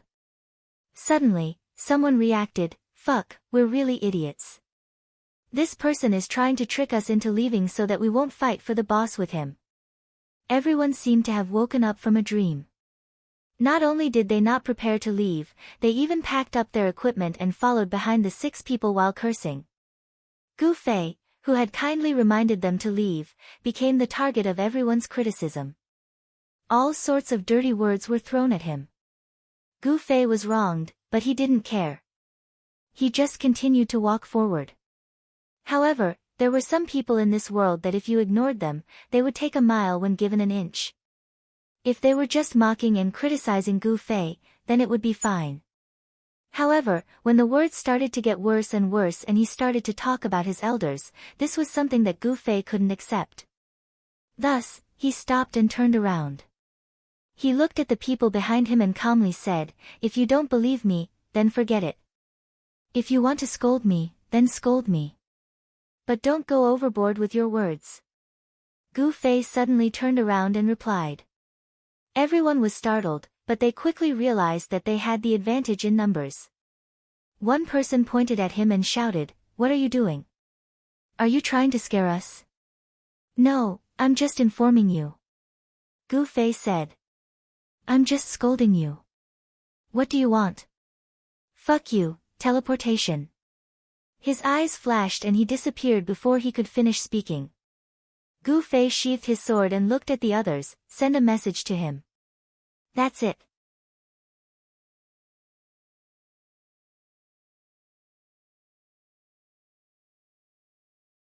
Chapter 448. Everyone was silent. Gu Fei attacking out of anger was something that everyone expected, but no one expected the consequences to be so terrifying. That's dual flame flash. Some people couldn't believe their eyes. No one answered him. Everyone was staring at Gu Fei.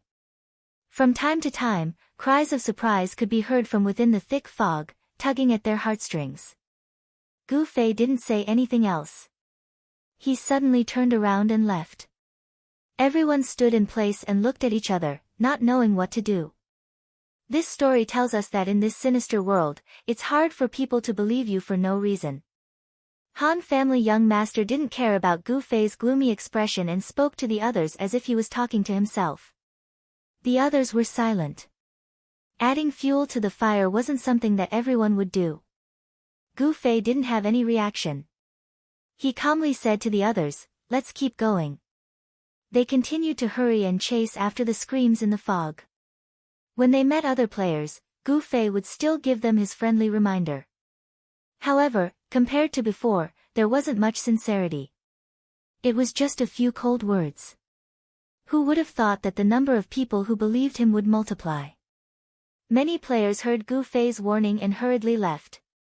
Of course, there were still some who were doubtful. But at least they didn't meet another group of people like the first one. This made Gu Fei feel a lot better. Unscathed in battle suddenly realized the seriousness of Gu Fei's actions. Everyone is leaving. We're the only ones left in this area. Won't the boss's aggro be directed at us? Everyone looked at him. Unscathed in battle asked, "What, did I say something wrong?" "Yes. We're surprised that you only realized it now." Han family young master said. "I just didn't think too much about it at first." Unscathed in battle defended himself. Gu Fei suddenly said, "You guys should leave too." "What do you mean?" The few of them were startled. They had been walking together for so long, yet he suddenly told them to leave. It was really strange. "I didn't think too much about it at first, but Wushang's words reminded me." Gu Fei said, "Although this boss is more powerful when it goes berserk, the main thing is that it's too troublesome to attack an uncertain target. If there was no one around, wouldn't that mean that the target of its hatred had been confirmed? Under such circumstances, I think that if I join hands with Baishe, we can handle it." After Gu Fei said that, he glanced at Bai Shijing, who nodded and said, "There shouldn't be a problem." "So," Gu Fei said, "you guys should leave first." A few experts felt like crying. Although Gu Fei didn't say it explicitly, the meaning behind his words was clear: "You guys won't be of much help here. Instead, you'll mess up the boss aggro and affect our performance, so it's better if you leave." Even so, they had to admit that what Gu Fei said made sense. Although they had doubts about whether the two of them could challenge the boss that went berserk, they didn't need to hesitate at this time. It was worth a try if there was a possibility. The four of them didn't hesitate or delay any further. They nodded and said, "It's up to you guys." After that, the four of them suddenly walked in 4 different directions as if they had agreed on it. "What are you guys doing?" Gu Fei was surprised. Han family young master turned around and said, "You guys are already the heroes. Can't you at least arrange some minor roles for us?" Gu Fei was stunned. Sword Demon was the honest one. "We'll go in different directions and try to persuade the players around us to leave as soon as possible. You two just continue to walk toward the sound." Gu Fei's spirit was lifted. Usually, there were those who thought highly of themselves and looked down on all living beings. There were those who were dull and silent and looked very gloomy. There were those who were wretched and lustful. There were also those who often muttered some data that others couldn't understand.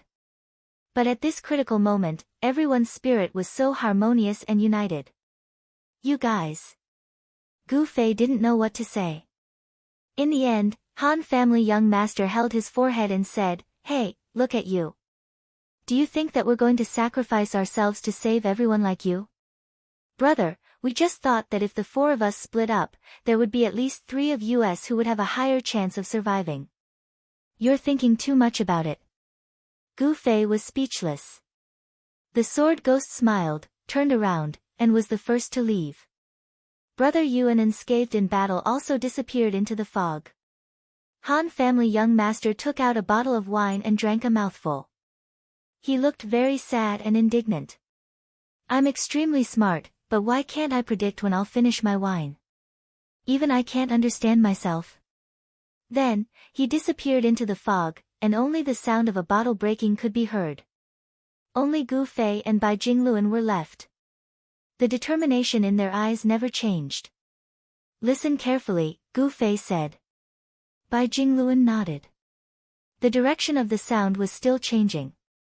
The two only knew how to adjust their direction according to the change. They didn't know what giving up meant. They couldn't catch up with the boss's speed, so they could only try to get closer to the boss. That way, the boss would have a chance to find them. The 4 people's work seemed to be effective. In this leveling area that was supposed to be crowded with players, the two encountered fewer and fewer players. Apart from the 4 people's persuasion, the truth was even more convincing. More and more players had witnessed their companions or other players being killed by the boss that suddenly came out of the fog. Many people had already realized the danger they were in and were already retreating. Soon, the two of them had this premonition.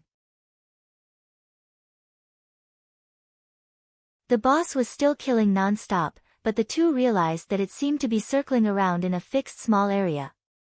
Obviously, because the other players had already retreated, the boss's aggro gradually fell on this corner where there were still players. And Gu Fei and Bai Jingluan were part of this corner. It was only a matter of time before they encountered each other. Fuck. Somewhere in the corner, the Han family young master was finally hit by the boss that appeared from the fog behind him. He tried his best to save him, but unfortunately, the sneak attack was too severe. The Han family young master soon saw that his HP had dropped to 0.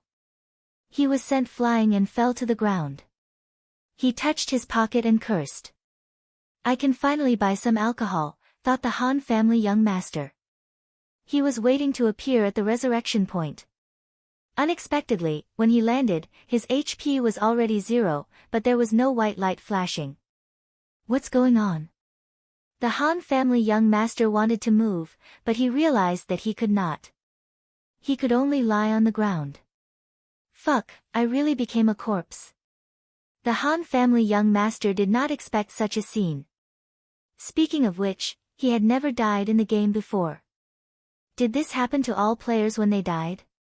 As the young master of the Han family thought to himself, his gaze shifted to the side. He saw a guy staring at him with his eyes tilted. Brother Yu.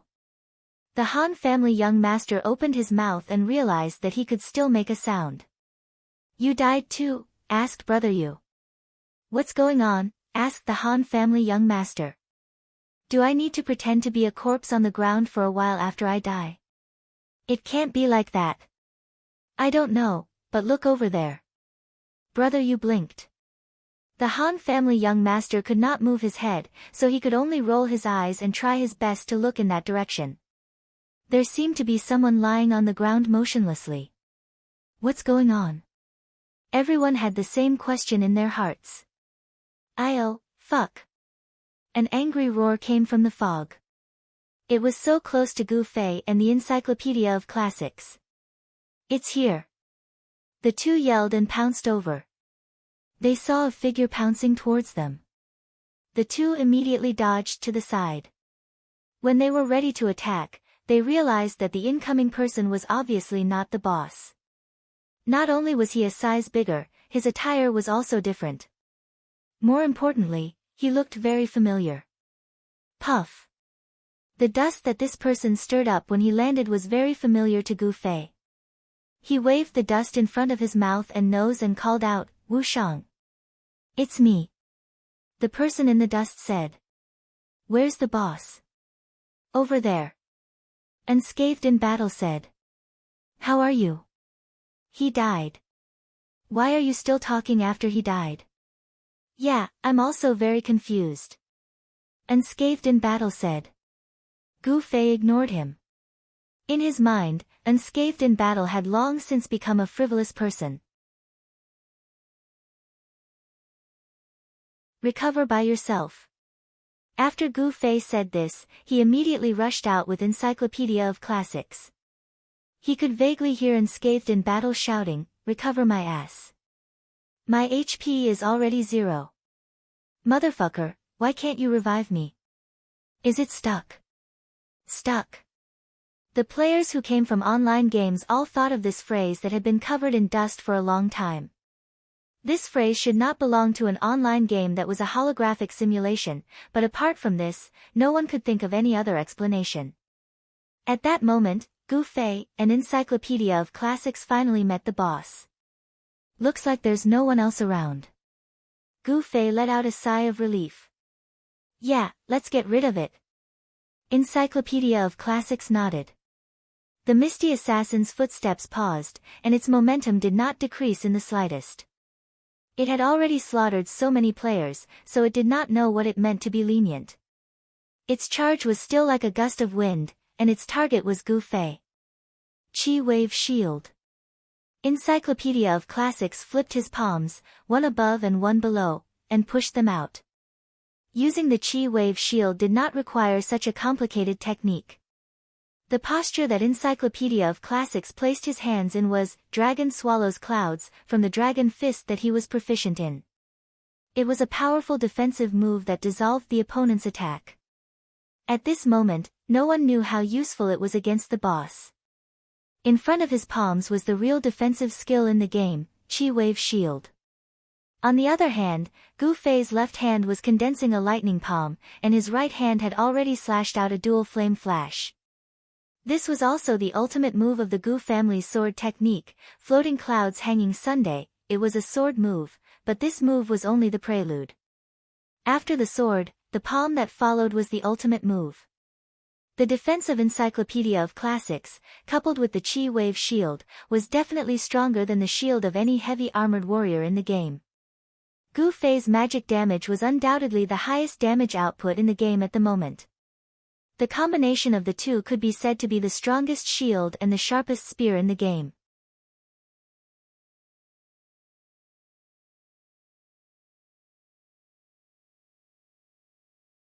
Chapter 449. The Sharpest Spear and the Strongest Shield. The Misty Assassin's dagger pierced the strongest shield, while its head was hit by the strongest spear. The Chi Wave Shield shattered upon contact with the Misty Assassin's attack, but it served as a hindrance, allowing 100 Lives Classic to neutralize the Misty Assassin's attack with ease. Theoretically speaking, the Dragon Swallows Clouds technique was very simple. However, no one knew how to neutralize it in practice. Although it was a game and the opponent was an NPC, the actions of both players and NPCs were based on the principles of physics. Although they would occasionally go against common sense, they were not unreasonable. Therefore, 100 Lives Classic could still neutralize the Misty Assassin's attack. This was something Gu Fei could not do because he did not have the strength to do so. It was just a vivid exaggeration, but in reality, it was a trick to turn strength into strength. Ordinary people would not know about it, but they could imagine it infinitely. In reality, when two forces collided, the gap between the two sides could not be too big, or else it would be useless. On the other hand, Gu Fei's strength was too weak. He could occasionally use it against players, but against a boss that was over level 60, Gu Fei knew his limits. In the end, the Misty Assassin did not react much to Gu Fei's attack. On the other hand, the 100 Lives strategist had exhausted all his strength to nullify the Misty Assassin's attack. In the end, he shook his arms and diverted the Misty Assassin's attack in another direction. This was considered a failure for 100 Lives Classic. The Dragon Swallows Clouds skill did not change the enemy's strength, but instead completely devoured it and neutralized it. In the end, 100 Lives Classic could only change the direction of the Misty Assassin's attack. It was obvious that he was unable to digest it, so he could only settle for the next best thing. However, he wasn't discouraged. The Misty Shadow Assassin's attack was aimed at his side, and 100 Generations strategist immediately retaliated by grabbing his opponent's waist and using a body-hugging throw. The Misty Assassin leaped into the air and counterattacked 100 Lives Classic with a kick. This was the weakness of the computer compared to the human brain. It could only judge the pros and cons of a threat that had already occurred, but it could not predict a greater threat that was lurking nearby. He soared into the air and aimed a kick at 100 Era's Jingluan. 100 Era's Jingluan had experienced this before, so he was already prepared for it. He crossed his arms to block it. At this time, Gu Fei had already leapt into the air. When he brushed past the boss, Thunder Palm had already struck the boss. It was the second half of his floating cloud cover. 100 Lives Sage, who had witnessed everything, did not pay any attention to Misty Assassin's condition at all. He was only amazed by the brilliance of Gu Fei's move. He imagined that if he and Gu Fei were to spar, he would be able to dodge this move. Gu Fei, who had landed the Thunder Palm in midair, had pushed it back in the direction of the Misty Assassin. With this, the Misty Assassin had taken damage and was sent flying even faster. With a whoosh, the Misty Assassin had been sent flying into the fog without even needing to do anything. Hey! 100 Lives Sage waved his fist to express his excitement. Gu Fei did not care about it. His first reaction was to take out an apple and eat it. 100 Lives Sage had only used a Chi Wave shield from start to finish. He had relied on his own strength and skills to resist the boss's attacks. On the other hand, Gu Fei had used his dual flames and thunder palm in order to deal damage, which consumed a lot of MP. If he did not quickly replenish it, he would not be able to deal as much damage as he did when the boss came again.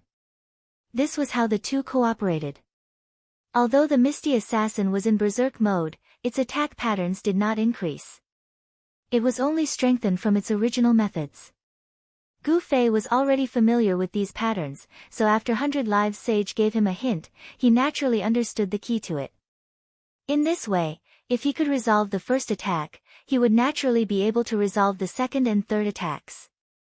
The boss's targets were only the two of them. When it attacked 100 Lives Sage, it was easier for him to resolve it. When it attacked Gu Fei, it was also prepared in advance, so everything went smoothly. Although he would receive some damage from the Misty Assassin's powerful impact every time he resolved an attack, he could also eat some food like bread while Gu Fei nibbled on fruits, so he was able to completely withstand the attacks. The two's confidence doubled. If this continued, it was only a matter of time before they defeated the Misty Assassin, unless this guy went berserk again and became even more abnormal. Did the boss have a second berserk mode? There was no need to discuss this for the time being. This was only the first berserk mode, but it had already caused a lot of trouble for the game's operations. Yi Xiaowu's cheating was indeed clever. After the Misty Assassin went berserk, any action that the system judged was completely in line with the rules, so it would not trigger any alarm. However, he neglected the fact that there were too many colleagues in the monitoring group who were watching the Misty Assassin's performance. At first, everyone was excited because of the Misty Assassin's berserk mode, but when they saw that it began to abandon its original target and start a massacre in the leveling area, everyone became dumbfounded. The Misty Assassin's actions were completely in accordance with its settings, so the system alarm would not treat this as an abnormal state.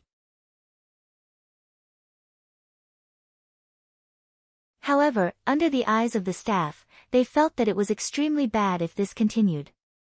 This kind of killing mode seemed to be endless. Boss Yi, this.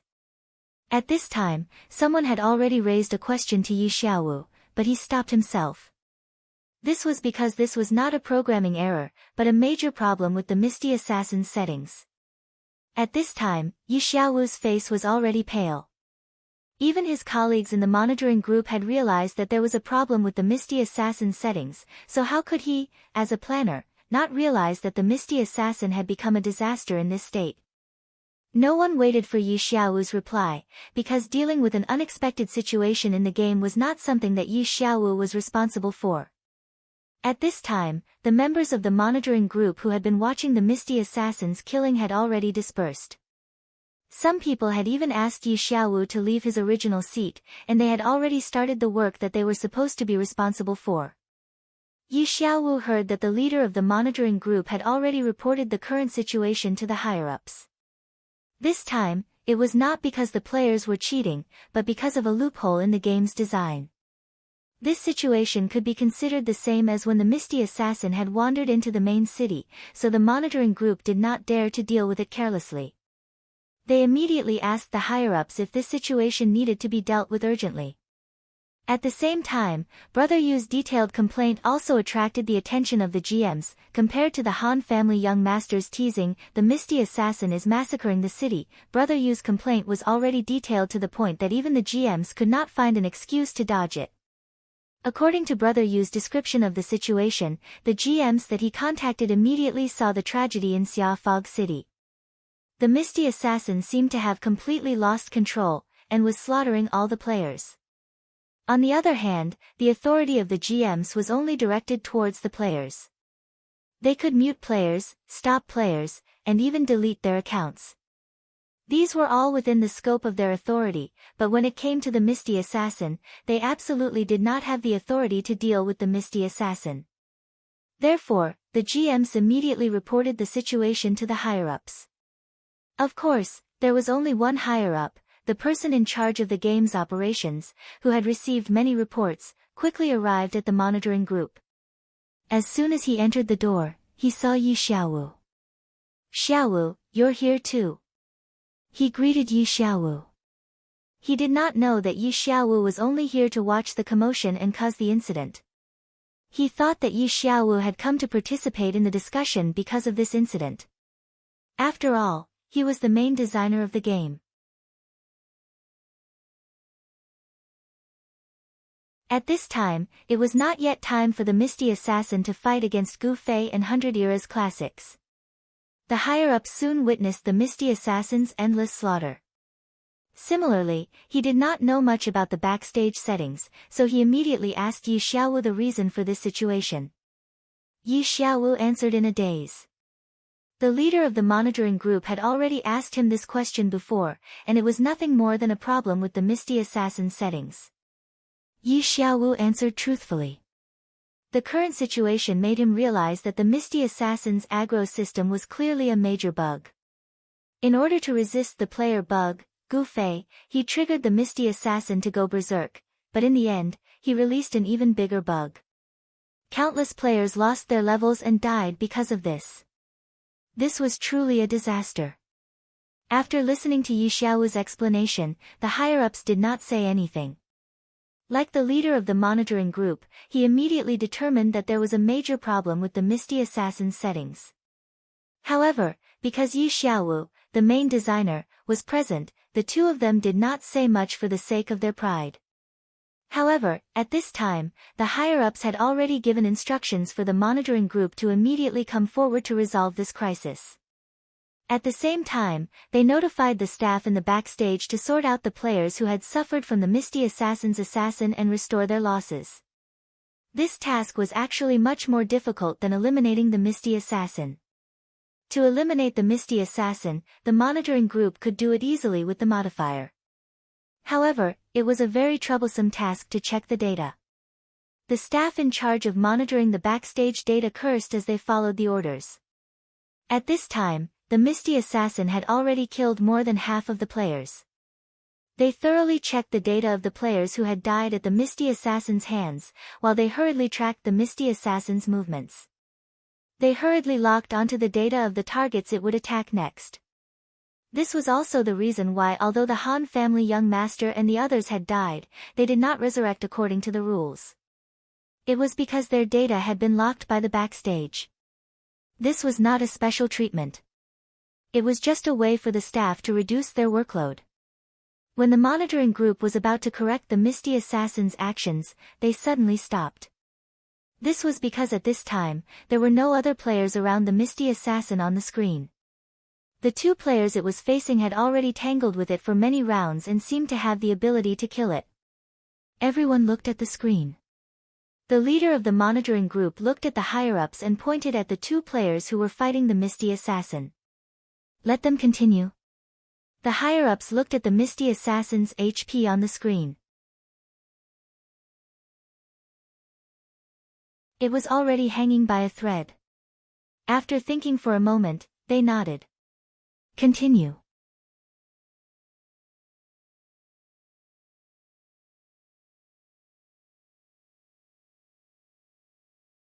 Chapter 450. Watching Gu Fei and Hundred Eras Jingren toying with the Berserk Haze Assassin like it was nothing, the gamers in front of the screen were dumbfounded. Their coordination is amazing. Someone couldn't help but exclaim. One of them was the main attacker, while the other was the main defender. They cleverly took on half of the workload when facing the Haze Assassin. This way, the Haze Assassin's greatest advantage, speed, was not as scary as it used to be. The attacker didn't need to waste time defending, and the defender didn't need to prepare for an attack. Yi Xiaowu's face was pale. He could see that once the Haze Assassin went berserk, Gu Fei wouldn't be able to handle it.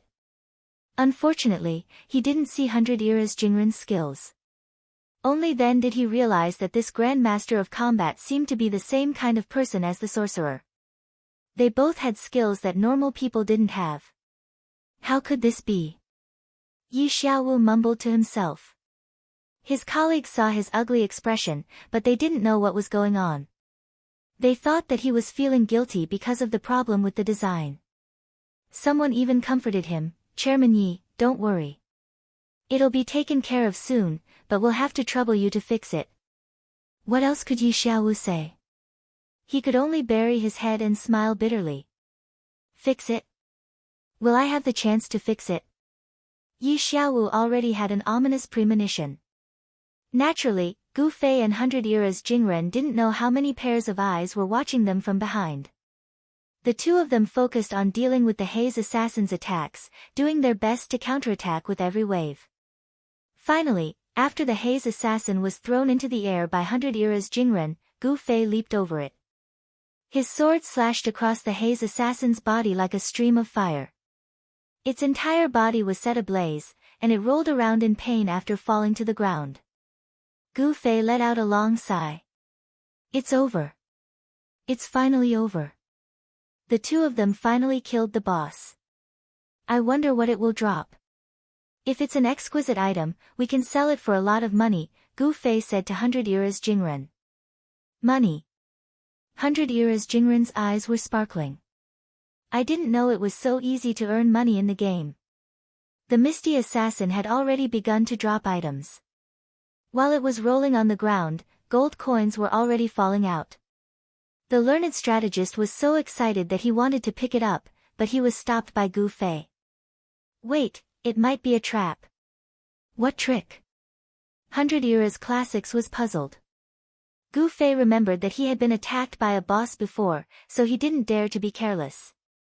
It wasn't until the Misty Assassin was completely motionless, and the ground it rolled over was littered with items. Only then did I believe that the Misty Assassin was dead. Looks like he's really dead. Gu Fei said.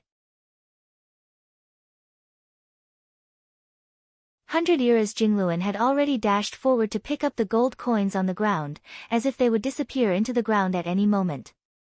Short-sighted. Gu Fei looked at him in disdain. Didn't I tell you that the truly valuable items are exquisite equipment? Gu Fei said as he walked over and picked up a dagger. He looked at it and said, "Fuck, it's a blank." No one said that bosses would definitely drop exquisite items. Sometimes, there would be some mediocre items. Gu Fei already had a dagger, so he didn't want to keep it anymore, so he threw it away. I can sell it to a merchant for some money. 100 Era's Jingren quickly went over and picked up the dagger that Gu Fei had thrown away. The merchant he was talking about was the various shop owners in the system. He could also sell items to them, but the system would buy them at a very low price. Look, this is the truly valuable item. Gu Fei said as he picked up the second item. Skill Scroll, Misty Ambush, Assassin's Skill. Suddenly appear and launch a powerful high-speed assault. How much can it be sold for? 100 Era's Jingluan asked. We'll talk about this later. Gu Fei didn't say that he didn't understand it either. Then, he picked up the third item. It was a small book. Gu Fei opened it and looked at it, Andrew Su's diary. Andrew Su. Is that his name? Gu Fei muttered and flipped through a few pages. It was a description of Andrew Su after he got lost in the fog. Gu Fei naturally wasn't in the mood to read it in detail. He put the diary into his pocket and picked up the remaining two items. Fuck. Fuck. Gu Fei said, fuck, twice before throwing them away. They were all blank. This meant that the boss only dropped a skill scroll and a strange diary. There was no exquisite equipment. 100 Era's Jingluan didn't care about this at all. He was already very happy to pick up the money. Andrew Su carefully picked up the gold coins that were dropped one by one and counted them as he picked them up. In the end, there were as many as 241 gold coins. Including the 200 gold coins worth of wine that the Han family young master gave him, it didn't take long for him to earn a total of 441 gold coins. This made 100 Era's Jingluan extremely excited. Up until now, the most amount he had seen in the game was 200 gold coins. When he changed classes, a lot of people helped him collect the money. Naturally, the money was handed over very quickly. After that, his wallet never exceeded 3 digits. Let's see if there's any more. 100 Eras Jingluan muttered and went to look through the misty assassin's corpse. This was the fate of every boss. Even in death, they wouldn't let it go. On the other hand, Gu Fei was contacting the elite group. Where are they? What's wrong? What happened? The one who responded was actually Yutian Xinming. Oh, I just killed the boss. Where are you? Gu Fei replied. Killed? What did it drop? Yutian Xinming hurriedly asked. It's nothing. An assassin's skill scroll and a diary.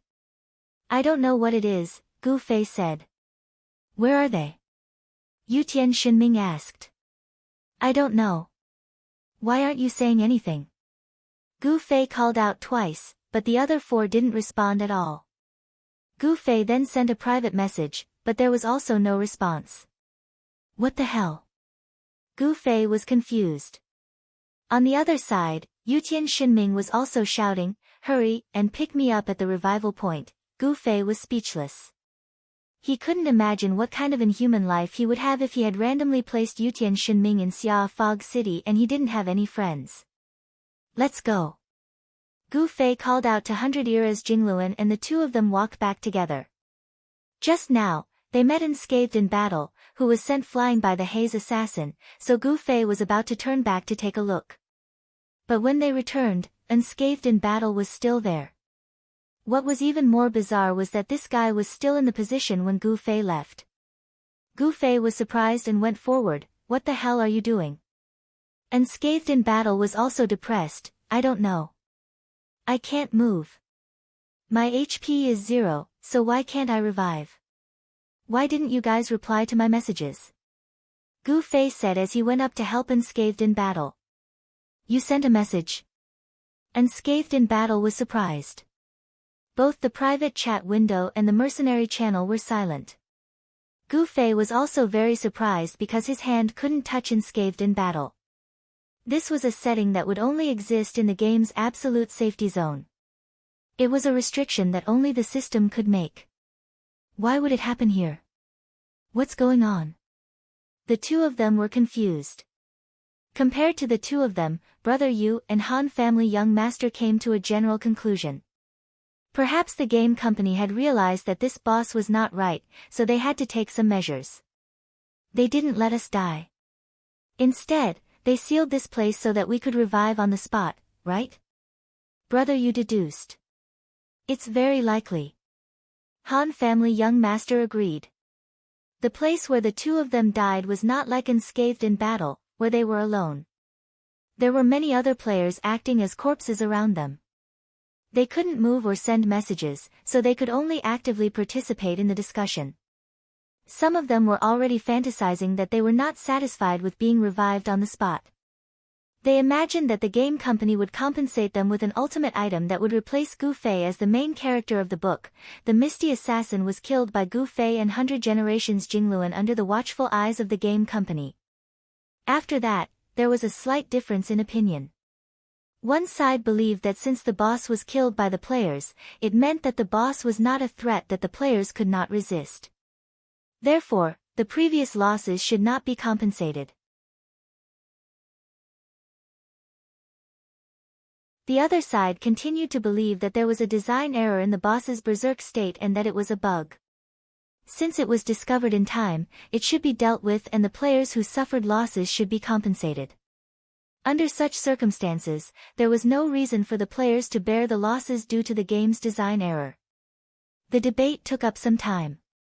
Later on, someone reminded them that there were countless players who were still frozen on the ground like corpses.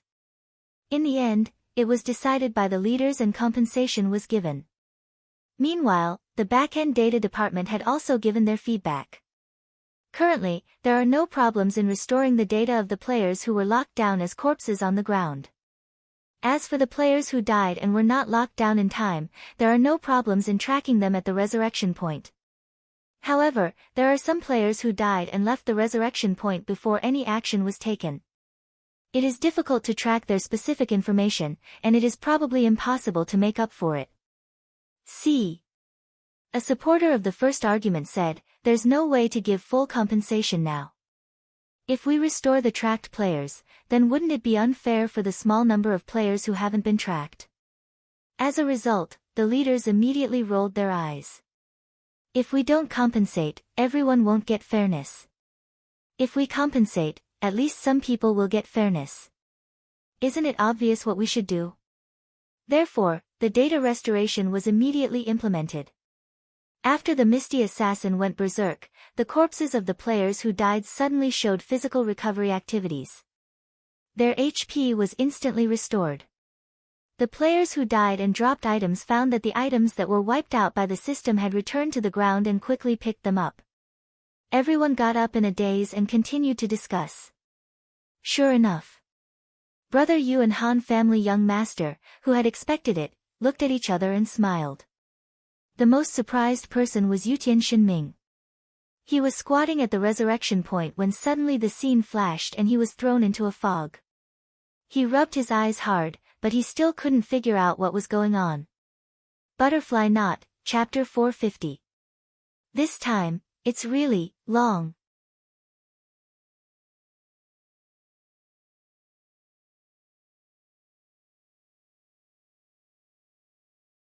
Chapter 451. Yutian Shinming's luck was pretty good. He was the first player to die after the Haze Assassin went berserk. After that, the Haze Assassin went on a killing spree. During this period of time, the staff of the monitoring group finally realized that something was wrong. They waited for the report and decided on how to deal with it. A group of players had already died at the hands of the Haze Assassin. These players, of course, would not stay at the resurrection point after they were revived. For the staff of the data group, it was very difficult to find these unknown players among such a large group of players. As for Yutian Shinming, because of his poor sense of direction, he did not dare to leave the resurrection point after he was revived. He was afraid that he would not be able to find his way out, so he stayed there and waited. In the end, he was rescued because of this. The staff of the data group could, of course, revive the players who had been locked down. However, they did not have many ways to deal with those who had died and were lost after reviving. One of the solutions was to lock down the resurrection point and follow the clues. Yutian Shinming, who did not leave the resurrection point, was easily found and revived on the spot. He was unaware that he was trapped in a thick fog and felt lonely and desolate. However, he soon discovered that his level had been restored. Even some of the skills that had dropped and the durability of his equipment were as good as new. Naturally, he was very surprised. Immediately after that, everyone in the mercenary channel began to discuss. During the process just now, Sword Demon, Han family young master, Brother Yu, and Unscathed in battle had tried to persuade the other players to retreat as soon as possible. As the number of players decreased, the risk of them becoming targets naturally increased. In the end, none of the four of them escaped. However, as it was already the later stage of the incident, they were all locked down. In the end, their resurrection was clean and neat, even faster than Yutian Shinming's. At this time, everyone in the channel was mainly discussing this retarded boss setting and the fact that the game company was so kind as to compensate the players. The players who were killed by the boss in Moonlit City did not give any compensation, did they? Unscathed in battle asked. No, omniscient Brother Yu replied. That was then and this is now. How many levels did the players back then have? It's not a big deal for them to drop a little. They can't compare to us now, said Han family young master. The game company would not have decided on compensation based on the size of the loss.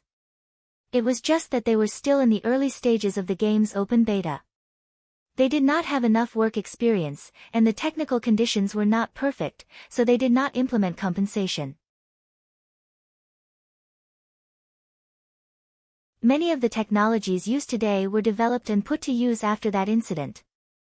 Therefore, it could only be said that the Han family young master and the others had come at a good time. Amidst the discussion, Yutian Shinming finally asked weakly, "Who's coming to pick me up?" "I'll be right back," Gu Fei replied. "No, I'm at coordinates XXX, XXX. Yutian Shinming said. Everyone was startled. This place was clearly not far from them, so it was definitely not within the city. "Are you not dead?" said everyone. "Just like you guys, I've been resurrected." Yutian Shinming had already figured out what was going on from the crowd's discussion. "Why are you resurrected too?" Unscathed in battle said. "Fuck, I wasn't killed by a berserk boss," cursed Yutian Shinming. "You've been dead for so long, your body should be cold." "That shouldn't be the case." Unscathed in battle said in disdain. The two then started arguing in the channel. In the end, the Han family young master, the group leader who had the authority to the channel, muted the two. The players who had been resurrected had already been dealt with. Everyone quickly saw the system's apology announcement. In addition, the remedy made the situation more passive. Since it was hard to find some of the players who had gone missing, the system notified these players to contact the online GM. Once they knew their names, it would be much easier for the data team to investigate their experiences.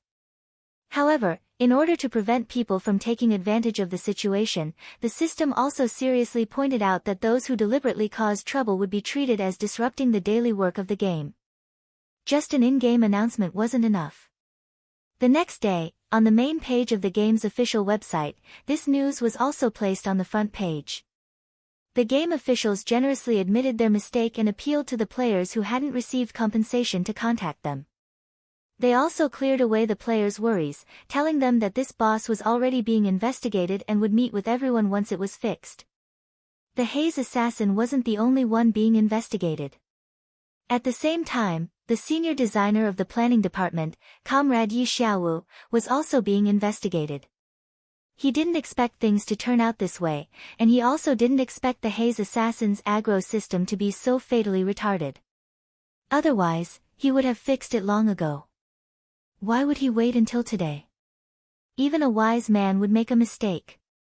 Today, Yi Xiaowu had verified this saying. He originally wanted to design a boss that would be difficult for the players to deal with, but now he, the designer, seemed like an idiot. Even worse, the fact that he had used the game modifier to change the game's settings was quickly revealed. A thorough investigation of the boss going berserk would, of course, involve the conditions for the boss to go berserk. Under normal circumstances, Yi Xiaowu's private actions would likely be overlooked, but the situation was different. A bunch of people in the monitoring group had watched the boss go berserk, and in the end, the conditions for the boss to go berserk didn't match at all. Was it a programming error or something? Thus, after further investigation, they quickly discovered the records of the modifier being tampered with. Next, Yi Xiaowu didn't wait for the investigation to end up on him. He simply stood up and admitted it. Why? Everyone looked at him in surprise. One had to know that Yi Xiaowu was a guy who often said that he was a self-disciplined game worker. No one would have thought that the first person to violate the rules would be him. Yi Xiaowu's expression was calm. "I just don't want the influence of the bug in the game to spread." Spread the bug? Everyone was confused. Are you doing this to verify the bug on the Haze assassin? The bug I'm talking about isn't the Haze assassin. Yi Xiaowu pointed at the screen of a computer, which was replaying the Haze assassin's atrocity. It was the scene where the boss was killed by Gu Fei and 100 Realms Jingluan. I'm talking about them. Them? Everyone looked over. Can't you guys see? They're all people who are more skilled than ordinary people in terms of fighting skills. Their existence is a huge disruption to the game's balance.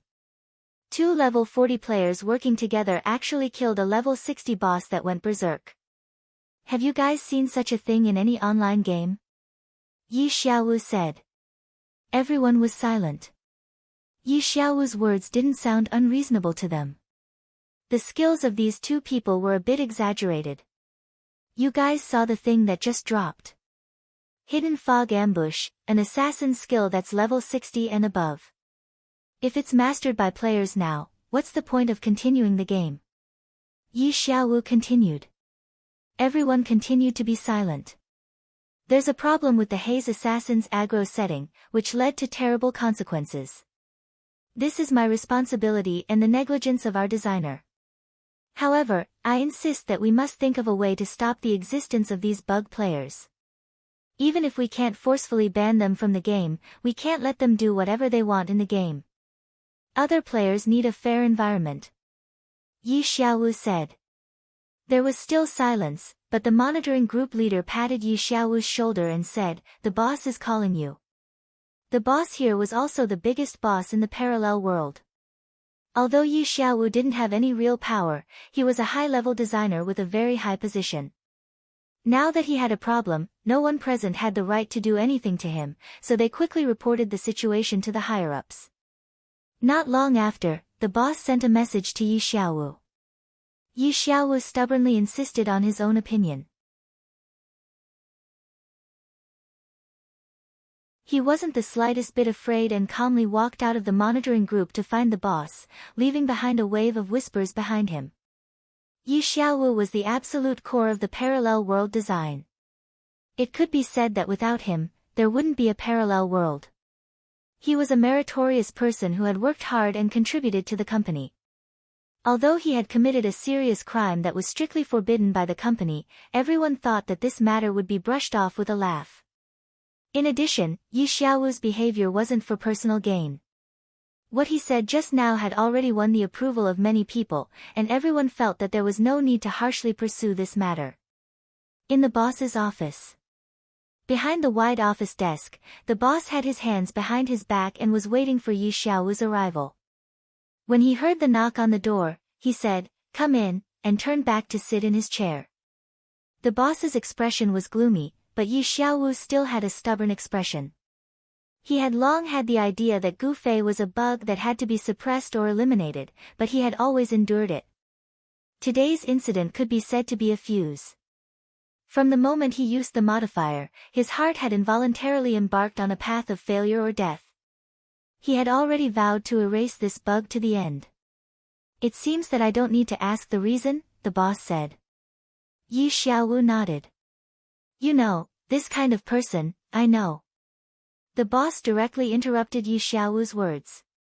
"This kind of person's existence is a kind of imbalance. I already knew it when you first told me, and I also said that there should be a way, but it definitely isn't the method you're using now." The boss's tone was unexpectedly strict, and Yi Xiaowu was a little surprised. He had also discussed with the boss about this kind of bug player, and he knew that the boss also had concerns about them. However, he didn't expect that when he violated the rules to suppress this kind of player, the boss would be so angry that he didn't treat this kind of player differently. But, no buts. Yi Xiaowu's words were mercilessly interrupted again. "The boss's settings are unreasonable. I can understand and forgive this kind of work mistake, but I absolutely won't allow you to use the modifier this time. Do I let them continue?" Yi Xiaowu was still unyielding. "Even if they continue, it will definitely be better than what you're doing now," the boss said. "This kind of imbalance caused by the people themselves is a long-standing problem.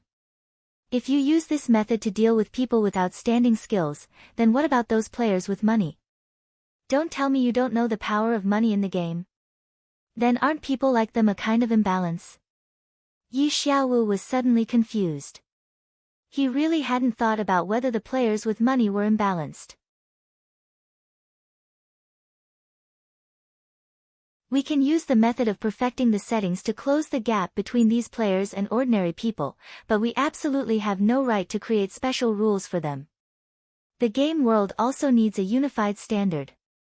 Go home and think about this carefully before coming back to see me, the boss said.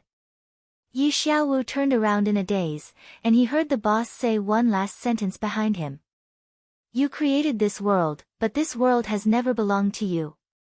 You're tuning in to the Blissful Bookshelf YouTube channel. We're so grateful for your support, and don't forget to subscribe to join us on this incredible journey through captivating stories. Your generosity through donations truly makes a world of difference, as it's the primary source of revenue that allows me to expand and enhance this channel for you. Thank you from the bottom of my heart for being a part of this adventure.